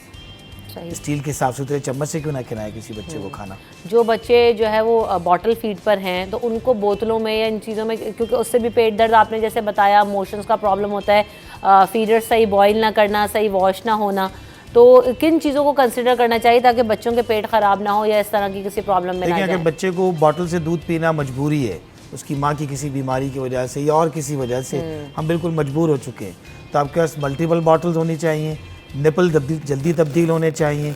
और जल्दी का क्या टारगेट है? 15 से 20 दिन, महीने के अंदर निपल, 6 महीने एक निपल नहीं चलना चाहिए, ठीक है ना? बॉयल हो के उसकी जो है ख़राबी पैदा होना शुरू हो जाती है। और निपल को या बॉटल्स को बॉयल करने के बजाय आप उसको साफ पानी से धो लें, उसके बाद बॉयल वाटर में उसको जस्ट थोड़ी देर छोड़ दें इसे। ठीक है। मतलब अगर उसको समझाने के लिए मैं कहूँ, चूल्हे पे खौलाएं नहीं। एग्जैक्टली, बोतल का सालन मत बनाएं।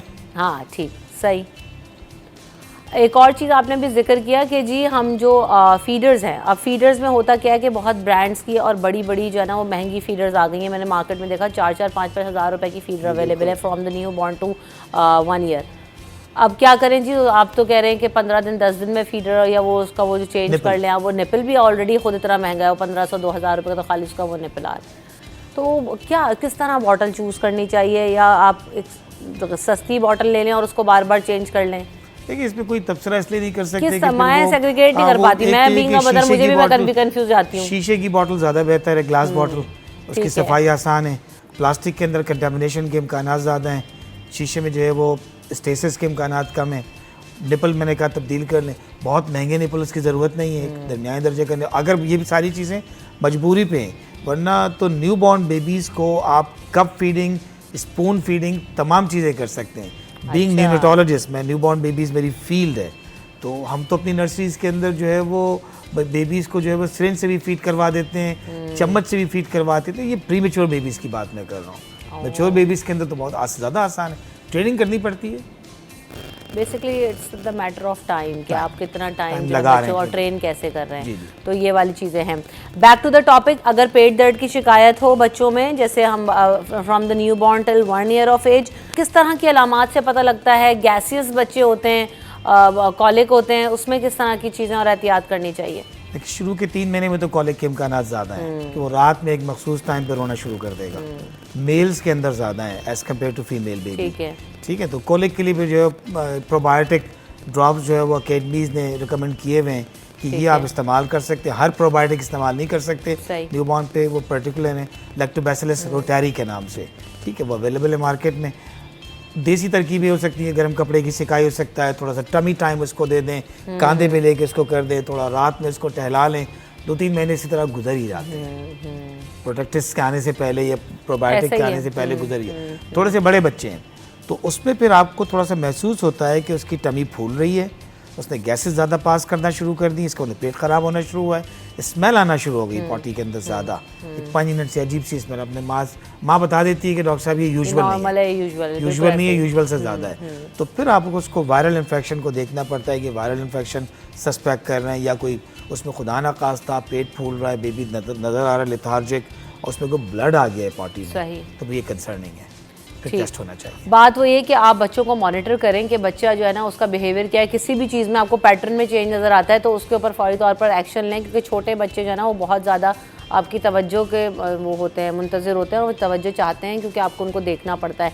जैसे भी डॉक्टर साहब ने बताया कि बच्चों का ख़ास ख्याल रखें, बड़े भी अपना ख़ास ख्याल रखें। हीट बहुत ज़्यादा है, गर्मी बहुत ज़्यादा है, हाइड्रेट रहें, ORS का इस्तेमाल करें और जो है वो सफाई का जो है ख़ास एहतमाम करें। जाते जाते कॉलर भी हैं, क्विकली उनको भी ले लेते हैं। कौन बात करें? अस्सलाम वालेकुम। वालेकुम अस्सलाम, इमरान बात कर रहा हूँ लियाकताबाद से। जी इमरान साहब पूछिए।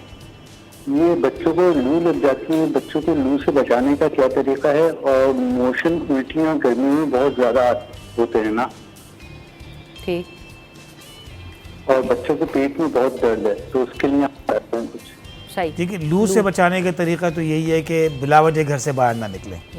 घर के अंदर भी अगर कमरा बहुत गर्म हो रहा है तो उसको ठंडा करने की कुछ देसी तरकीबें तो हो सकती हैं।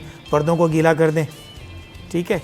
आप पानी का एक पतीला जो है वो करीब पेडिस्टल फ़ैन के सामने रख दें तो वाटर वेपर प्रेशर ठीक हो जाएगा। उसमें थोड़ी सी बर्फ़ डाल दें अगर, तो शायद थोड़ी सी, मतलब ये मैं AC के अलावा की बातें कर रहा हूँ सारी ये। सही बात है। बाहर ना निकलें लेके, अगर बाहर लेके निकलना ज़रूरी है तो ठंडक की जगहों पे जाएं, दरख्त के नीचे चले जाएं, जल्दी अपना सफ़र तय करें। टाइट कपड़े ना पहनाएं बच्चों को, बाहर निकलते हुए ढीले, और हैट का इस्तेमाल कर लें छोटे बच्चे के लिए भी। सही सही। और अगर पेट में दर्द है तो हम जैसे बात कर चुके कि उसकी वजह जानने की कोशिश करें। वायरल इन्फेक्शन है तो फिर डॉक्टर से रब्ता करें कि क्या किया जाए इस पर। अच्छा, एक और सवाल ये बताए, लू से बचाने के लिए उमूमन क्या होता है कि वो प्याज का इस्तेमाल करते हैं। स्कूल के बच्चे जा रहे होते हैं, पॉकेट में प्याज डाल दें, तो क्या ये बचाता है लू से? नहीं, इसका तो मेरा ख्याल है कोई एविडेंस, साइंटिफिक एविडेंस तो नहीं है, लेकिन ये कि हैट बहरहाल ज़रूर बचाती है।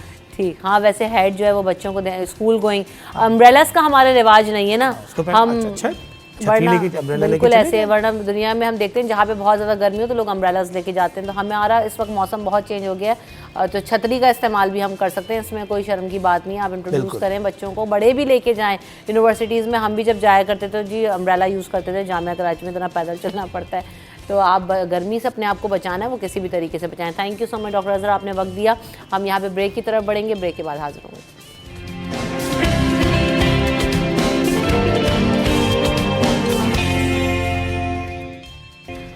Welcome back in the show. तो हम आज बात करेंगे दीन इस्लाम में जो जानवरों के हुकूक हैं वो क्या हैं, इस हवाले से हम बात करेंगे। तो हम अपने मेहमानों का तारुफ करवाते हैं। मुफ्ती नवीद अब्बासी साहब मेरे साथ मौजूद हैं।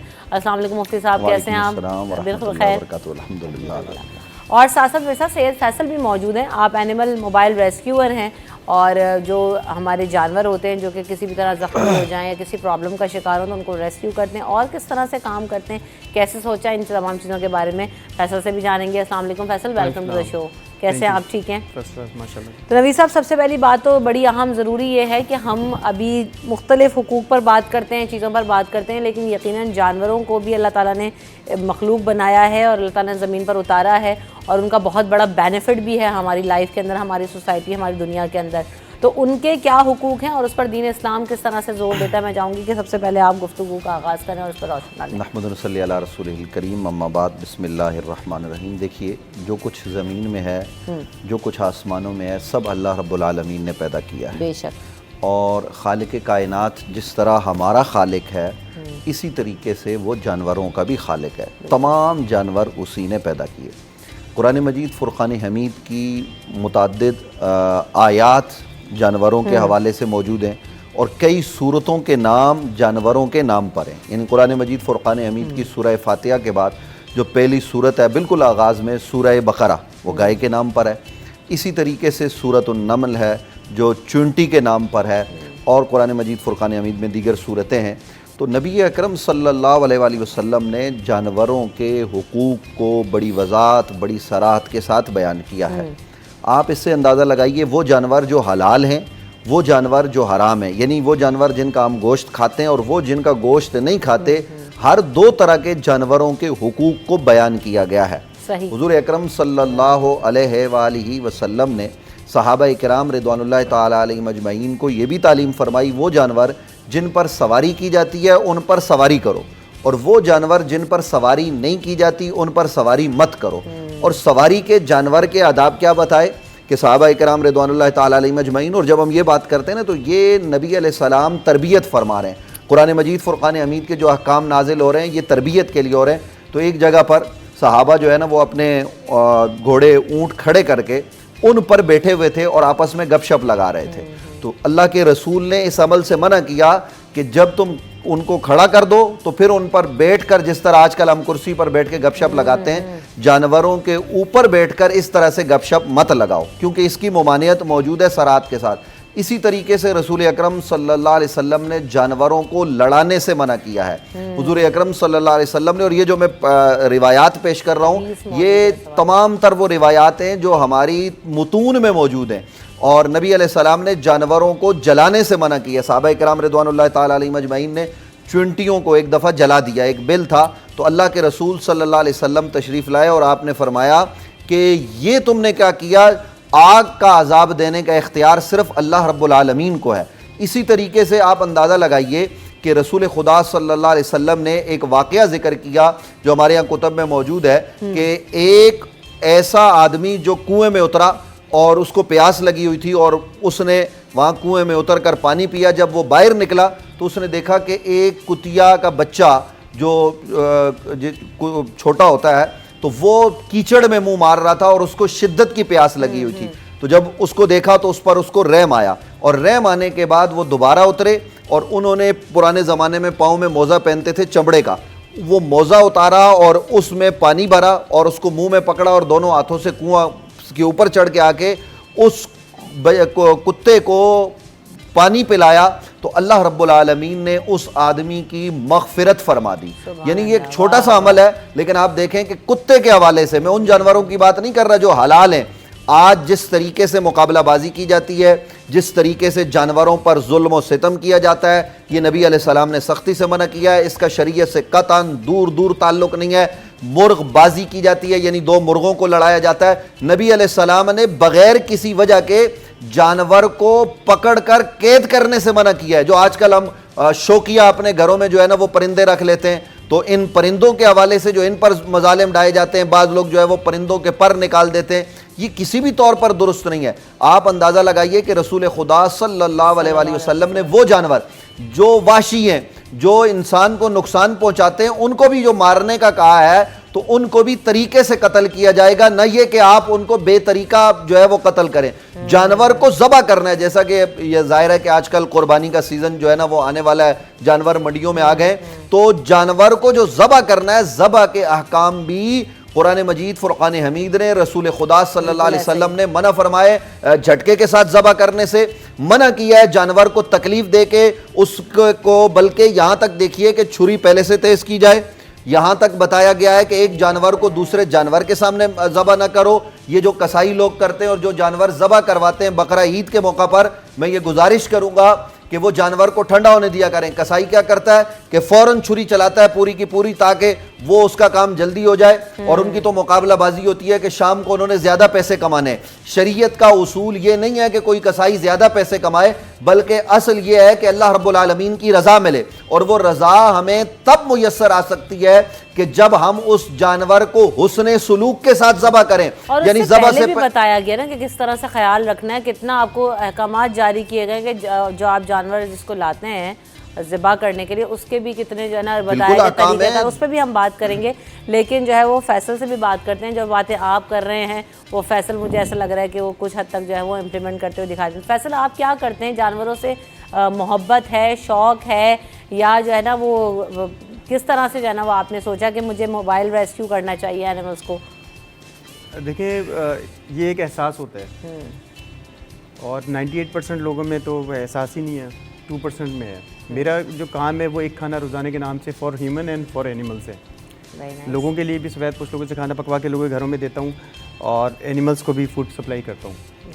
तो फूड सप्लाई करने के दौरान मैं देखता था कि कोई ज़ख्मी है, तो मैं कहता था इतनी तकलीफ़ में है, तो मैं कर ही नहीं पाता था उसको, मुझे पता ही नहीं था कि क्या करना है। मैं ना मेरे पर गाड़ी ना कुछ, तो मैं क्या, अगर मैं कर क्या सकता हूँ, तो मैं ये कर सकता हूँ कि मैं मोटरसाइकिल पे इसको ले जा सकता हूँ। फिर मैंने केज लिया, पीछे मोटरसाइकिल पे कुत्ते को उठा के केज में डाला और उसको वेट के पास ले गया या शेल्टर ले गया, यानी कि उसकी तकलीफ़ दूर कर दी, उसके लिए आसानी कर दी। जो मैं कर सकता हूँ मैं करता हूँ। तो इस तरह से काम शुरू हो गया वन मैन एम्बुलेंस के नाम से। अरे वाह, ज़बरदस्त। तो कराची में आप मतलब कोई टाइम है या कहीं पर गुजर रहे होते हैं तो देख लेते हैं, किस तरह से करते हैं ये काम आप अकेले? देखिए, टाइमिंग्स हमारी है मगरिब के बाद की, रात की, क्योंकि रात में ज़्यादा लोग करते नहीं। शेल्टर वगैरह हैं वो खुलते भी नहीं हैं। अगर फ़र्ज़ करें रात को कोई डॉगी पड़ा हुआ है या इंजर्ड है, तो उसको कोई महकमा लेके नहीं जाते कि रात को बंद हो गया सब, तो मैं रात को उसको कैप्चर करके सेव कर लेता हूँ ताकि दूसरे दिन उसको शेल्टर या रात को 24 आवर्स का जो है एनिमल हॉस्पिटल है उन पे हम जाके उस एनिमल को ट्रीटमेंट करा देते हैं, बोर्डिंग करा देते हैं। सही सही सही। तो किन किन जानवरों को आपने जो है ना अब तक रेस्क्यू किया है, कितने जानवर जो है वो आप इस वन मैन एम्बुलेंस के ज़रिए जो है वो रेस्क्यू कर पाएँ और उनको सर्व कर पाएँ? मैं तो मुझे इतना ये याद नहीं है कि असल में मेरे फेसबुक पे है वन मैन एम्बुलेंस के नाम से, तो उस पर ही मैं इतने देखा भी नहीं कि बहुत अच्छे खासे उसमें एनिमल्स हैं, उसमें बहुत सारे ईगल्स हैं, बर्ड्स हैं, पिजन हैं, डॉगीज़ हैं, पपीज़ हैं, कैट्स हैं, और मेनली जो मैं आपको बताऊँ उसमें सब में डॉटर्स इन्वॉल्व हैं। आप ये बात नोट कीजिएगा, मुझे जितनी भी कॉल्स आती हैं लड़कियों की आती हैं, उनके पास एक काइंड दिल होता है, लड़कों के पास नहीं होता है। ऐसे मैंने 98% उसमें वही बात आ गई कि 2% लड़के फ़ोन करते हैं और 98% वो ये करती हैं, वो बेचैन होती हैं कि जब तक ये एनिमल वेट किया शेल्टर ना चले जाए, बेचारी परेशान रहती हैं, अपनी सैलरी तक उन पैसों में लगा देती हैं उनके ट्रीटमेंट में। अच्छा, कोई अगर जानवर परेशान हो और आप नहीं कर पा रहे तो आपको कॉल भी पता होता है, वहाँ पे आपका नंबर है फेसबुक पर, मेरे नंबर तो आपको कॉल करके बता सकते हैं कि यहाँ पर जी कि ये यहाँ पे ये इंजर्ड है, ये तो हम उसको जाके ट्रांसपोर्टेशन करते हैं, पिक करते हैं, रेस्क्यू करते हैं, उसको जाके जो हम कर सकते हैं, जो हमारा काम है हम वहाँ पहुँचा देते हैं उसको। सही। नंबर स्क्रीन पर आ भी रहा है और आप भी नोट कर सकते हैं, फेसबुक पर भी अवेलेबल है। यहाँ पर हम ब्रेक ले लेते हैं, ब्रेक पर उसके बाद वापस आएंगे तो इस पर मज़ीद भी बात होगी।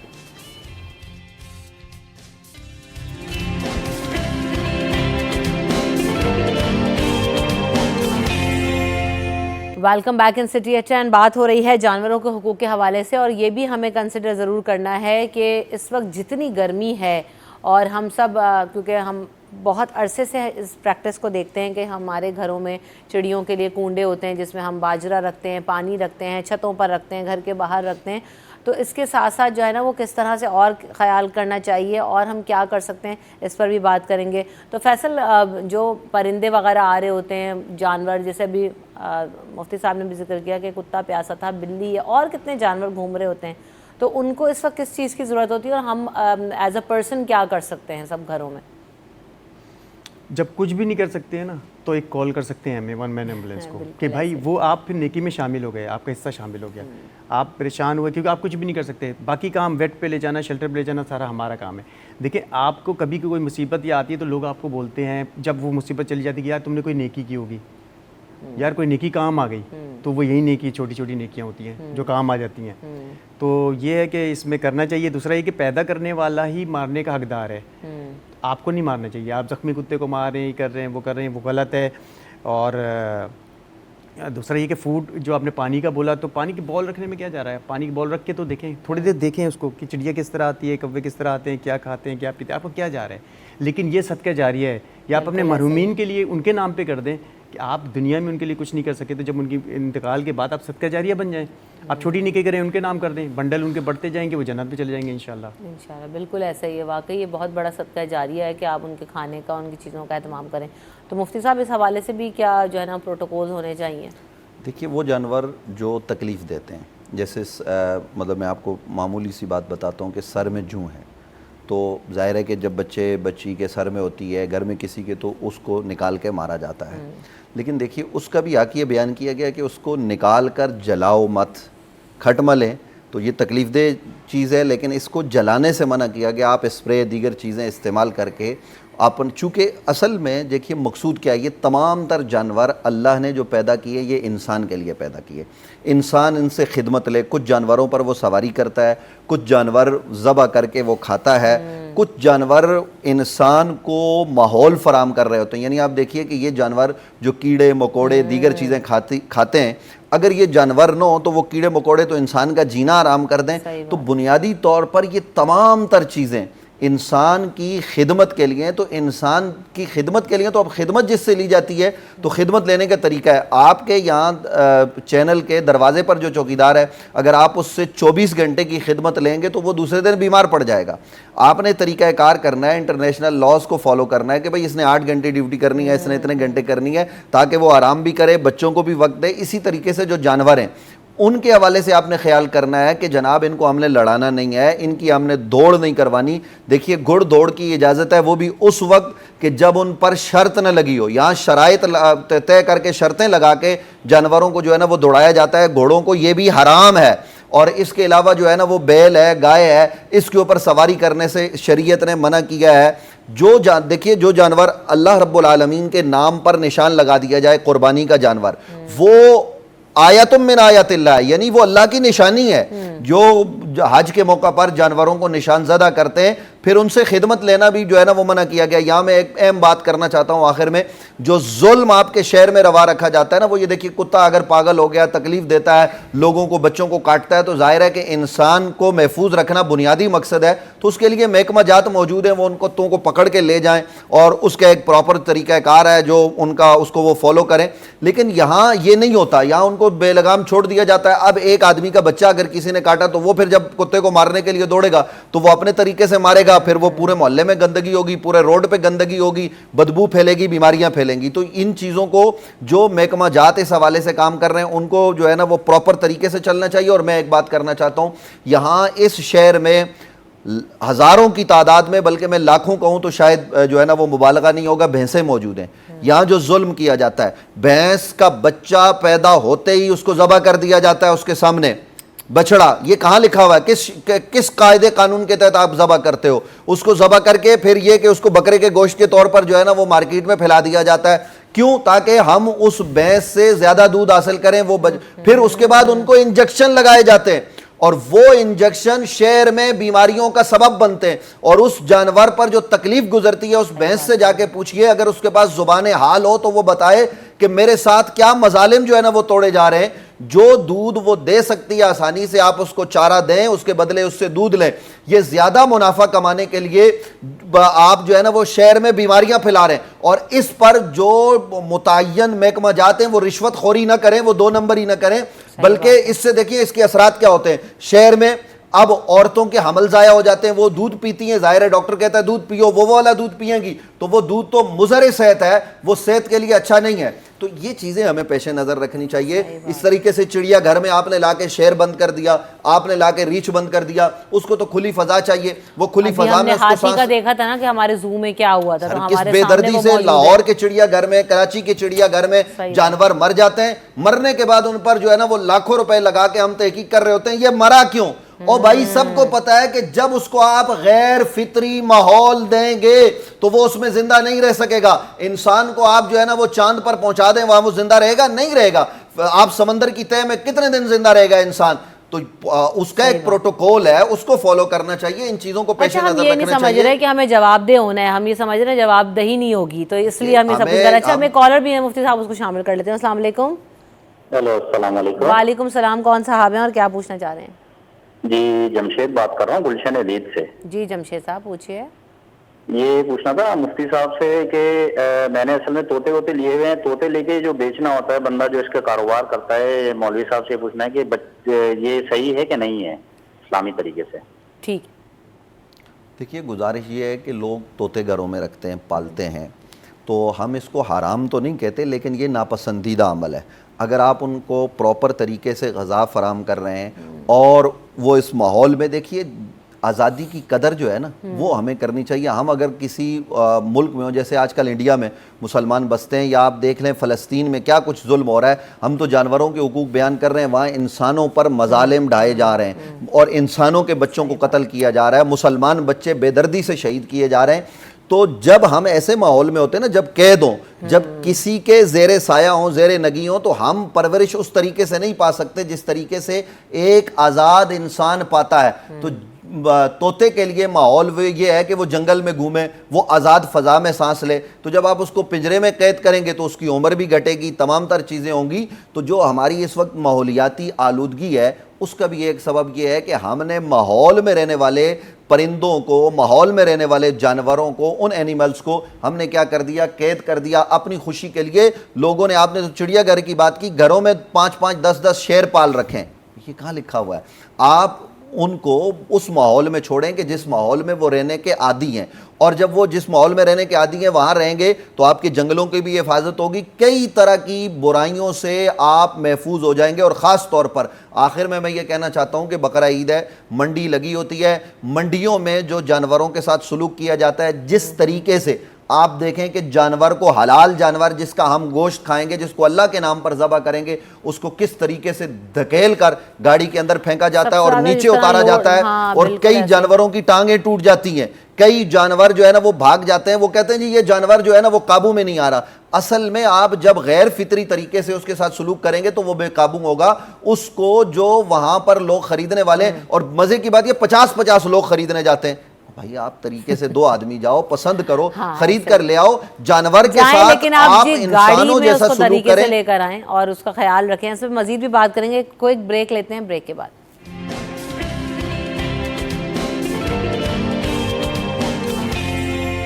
Welcome back in city at 10। तो बात हो रही है जानवरों के हवाले से। तो फैसल, इस वक्त बहुत ज़्यादा जो है ना हम देख रहे हैं, जैसे अभी बकरीद भी आएगी और भी बहुत सारी चीज़ें होती हैं, तो लोग तो अपने कुर्बानी के जानवरों को भी जो है ना वो डॉक्टर्स के पास और वेट्स के पास जैसे बताया कि नहीं लेके जा रहे होते हैं। तो ये जानवरों के हुकूक का ख्याल के हवाले से ये भी एक बहुत ज़्यादा चीज़ है जो इस वक्त कंसिडरेबल है। आप क्या कहना चाहते हैं इसमें? ये है कि देखें, वही एहसास वाली बात होगी, जिसको एहसास होगा हर सबका ख्याल करे। जो इंसान का ख्याल नहीं करेगा वो जानवर का क्या ख्याल करेगा? एहसास की बात है। अब जिसको जो देख रहा है कि जानवर खाना खाता है, प्यासा है या उसकी तकलीफ़ दूर कर रहा है, उसको फिर नींद भी बड़ी मज़े की, सुकून की आती है। वेट के पास जब हम डॉक्टर्स के पास लेके जाते हैं, आपके आँख में कोई चीज़ चली जाए, आप कितने तकलीफ़ में निकले, कितने आप सुकून में आ जाते हो। तो आप जानवर का भी तो सोचो कि वो भी तकलीफ़ में है। तो ये इसके लिए बताऊँ, यहाँ सिस्टम ही नहीं है, यहाँ आप लोग हंसते हैं और आपको पता है जहालत तो आपको पता है किस तरह की है। असल मसला अवेयरनेस नहीं है हमारी, अवेयरनेस नहीं है, एजुकेशन नहीं है, और जो एजुकेटेड भी पढ़े लिखे भी जाहिल हैं। तो इस तरह से ये एक, लेकिन अल्लाह का शुक्र है माशाल्लाह से कि मैं बहुत सारे मुझे कॉल्स आती हैं और मैं पहुंचाता हूं उनको। मैं सुकून में होता हूं कि यार ये सही प्रॉपर जगह पे पहुंच गया, उसको पहुंच गया, वक्त पे पहुंच गया, वो बच गया। सही बात है। तो ये तो वही वाली बात है कि आप जितना ज़्यादा एजुकेट करेंगे लोगों को, खुद अपने आप को भी जो है ना आपको ग्रूम करना पड़ता है। आप एहसास वाली बात बिल्कुल सही कही फैसल ने कि इसका ज़रूरी है। हम अभी ब्रेक पे जाने से पहले जब मुफ्ती साहब जिस तरह बात कर रहे थे कि जी कुर्बानी के जानवरों के भी कुछ अल्लाह ताला ने तरीक़ाकार वज़ा किया, उनको लाने का, रखने का, पिलाने का, शफ़क़त और प्यार से पेश आने का। तो मैं चाहूँगी उस पर भी आप थोड़ी बात करें क्योंकि अब सीज़न स्टार्ट हो गया है। तो देखिए कुर्बानी जो है ना वो इबादत है, ये फैशन नहीं है। पहली बात तो ये जहन में रखनी चाहिए। जब इबादत है तो इबादत उस तरीके से करनी है जो नबी अलैहिस्सलाम ने करके दिखाया है। हुजूर अलैहिस्सलाम ने खुद बकरे ज़बह किए, जानवर ज़बह किए, सहाबाए किराम ने किए, हज़रत मौला अली ने किए। तो वो ज़बह करने का जो तरीका है उसको हमें फॉलो करना है। जानवर ख़रीदना है तो उसकी खिदमत करनी है, उसको पानी पिलाना है और उसके साथ कोई जुल्म ज़्यादती हमने रवा नहीं रखनी है, उसको मारना नहीं है, उसको तरीके से लाना है। और फिर जब ज़बह का वक्त आ जाए तो हमने वक्त ज़िबा जानवर को दूसरे जानवर के सामने ज़बह नहीं करना, छुरी तेज़ रखनी है और उसको झटके से, मैंने पहले अर्ज़ किया कि नहीं ज़बह करना, उसकी खाल उतारने के लिए उसके ठंडा होने का इंतज़ार करना है। ये तमाम तर अहकाम हमें शरीयत ने बताया, हत्ता कि उसका गोश्त जो है ना उसको रास्ते में फेंकने से, ज़ाया करने से मना किया गया है। ये उसका एक तक़द्दुस है, उसकी एक इज़्ज़त है, उस इज़्ज़त को हमने पेश नज़र रखना है और उस जो गोश्त है उसको प्रॉपर तरीके से तकसीम करना है। यहाँ मैंने पहले अर्ज़ किया कि जानवर को लेने के लिए लोग जाते हैं तो उसके साथ इंसान जानवर के साथ जानवरों से बदतर सलूक कर रहा होता है, यानी हम उस वक्त जानवर बन जाते हैं। यानी जानवर को गलियों में भगाया जा रहा होता है, ये सारे काम किए जा रहे होते हैं, फिर वो भाग जाता है, गाड़ियों पर जाता है। तो ये हम जो है ना वो जंगली माहौल में रह रहे हैं, कहाँ रह रहे हैं, हम इंसान हैं। हमें तरीके से जानवर की खिदमत करनी है तो प्रॉपर तरीके से। और फिर यहाँ एक और बात जो तक़वे के हवाले से है वो ये है कि कुर्बानी आपने दिखलावे के लिए नहीं करनी। अल्लाह रब्बुल आलमीन को ना आपका गोश्त पहुँचता है, ना खून पहुँचता है, बल्कि अल्लाह की बारगाह में तकवा पहुँचता है। तो ये दिखाने के लिए जी मैं 10 लाख का ले आया, मैं 2 लाख का ले आया, मैं 5 लाख का ले आया, ये किसी तौर पर भी दुरुस्त नहीं है। इन बातों का हमें ख्याल करना चाहिए। किसी के पास अगर कुछ कमज़ोर जानवर है, यानी गोश्त के लिहाज से कम है, तो उसकी तहकीर नहीं करनी चाहिए, उस जानवर को बुरा नहीं कहना चाहिए, जानवर वाले को बुरा नहीं कहना चाहिए। और किसी का जानवर चर्बी वाला तगड़ा है तो वो फ़ख्र महसूस न करे, बल्कि कुर्बानी अल्लाह के नाम पर की जाए तकवा हासिल करने के लिए, ताकि वो कल क़यामत के दिन खुरों और सींगों के साथ हमारी शफाअत करे। अरे सुभान अल्लाह, बिल्कुल ऐसे। जाते जाते फैसल आप कुछ ऐड करना चाहते हैं, कुछ कहना चाहते हैं? मैं से ये मैसेज देना चाहता हूँ, देखिए इंसान की भी तकलीफ़ होती है, जानवर की भी सेम तकलीफ़ होती है। आपको भी तकलीफ़ होती है, आपको भी भूख लगती है, जानवर को भी भूख लगती है, आप भी बीमार होते हैं, जानवर भी बीमार होते हैं। आप जो है वो आपको पता क्लिनिक का है, डॉक्टर का है, लेकिन जानवर को नहीं पता वो कैसे जाएगा उस, और आपको पता है खाना कहाँ मिल रहा है, आप चले जाएंगे, जानवर को नहीं पता, आप जाके उसको खाना दें, लेफ्ट ओवर दे दें। लेफ्ट ओवर में क्या, लेफ्ट ओवर में बच्चा कुछ खाना दे दें आप उसको, कोई महंगी चीज़ें तो वही उसको, ना उसको आपने पिज़्ज़ा खिलाना है, ना उसको जिंगर खिलाना है, आपने तो लेफ्ट ओवर देना है, थोड़ी चिचड़े वगैरह देने, पानी देने, सिर्फ पानी दे दें, बहुत बड़ी बात है। लेकिन जानवरों को वहाँ रखा जाए जहाँ उनके रखने की जगह हो। आम हालात में लोग गलियों में जानवर खड़ा करके उनका दूध निकाल रहे होते हैं, वहाँ उनकी गंदगी पड़ी होती है, इससे तकलीफ होती है। तो रास्ते से तकलीफ दे चीज़ को हटाना, हमने रास्ते को गंदा नहीं बनाना। आपने अगर बाड़ा बनाया हुआ जानवर का तो प्रॉपर तरीके से होना चाहिए, उसकी गंदगी शहर में नहीं आनी चाहिए। सही, ठीक। तो हमने बड़ी जो है ना वो गुफ्तगू की, सरासिल जाते जाते बस बात यही है कि गर्मी बहुत ज़्यादा है। फैसल ने भी कहा कि कम से कम इतना तो कीजिए कि पानी का एक प्याला ही रख दीजिए। आपको जब प्यास लगती है, जब आप गर्मी में निकलते हैं, जानवर जो है ना सारा दोपहर बाहर घूमते हैं, करते हैं, तो उनका ख्याल रखें, उनके लिए खाने और पानी का बंदोबस्त करें। और जैसे मुफ्ती साहब ने भी हुकूक बताया, तो हमें उसको कंसिडर करना और उस पर अमल करना बहुत ज़्यादा ज़रूरी है। Thank you so much for coming in the show. आप लोगों का शुक्रिया है, आपसे ज़्यादा चाहूँगी। अल्लाह ने के बाद।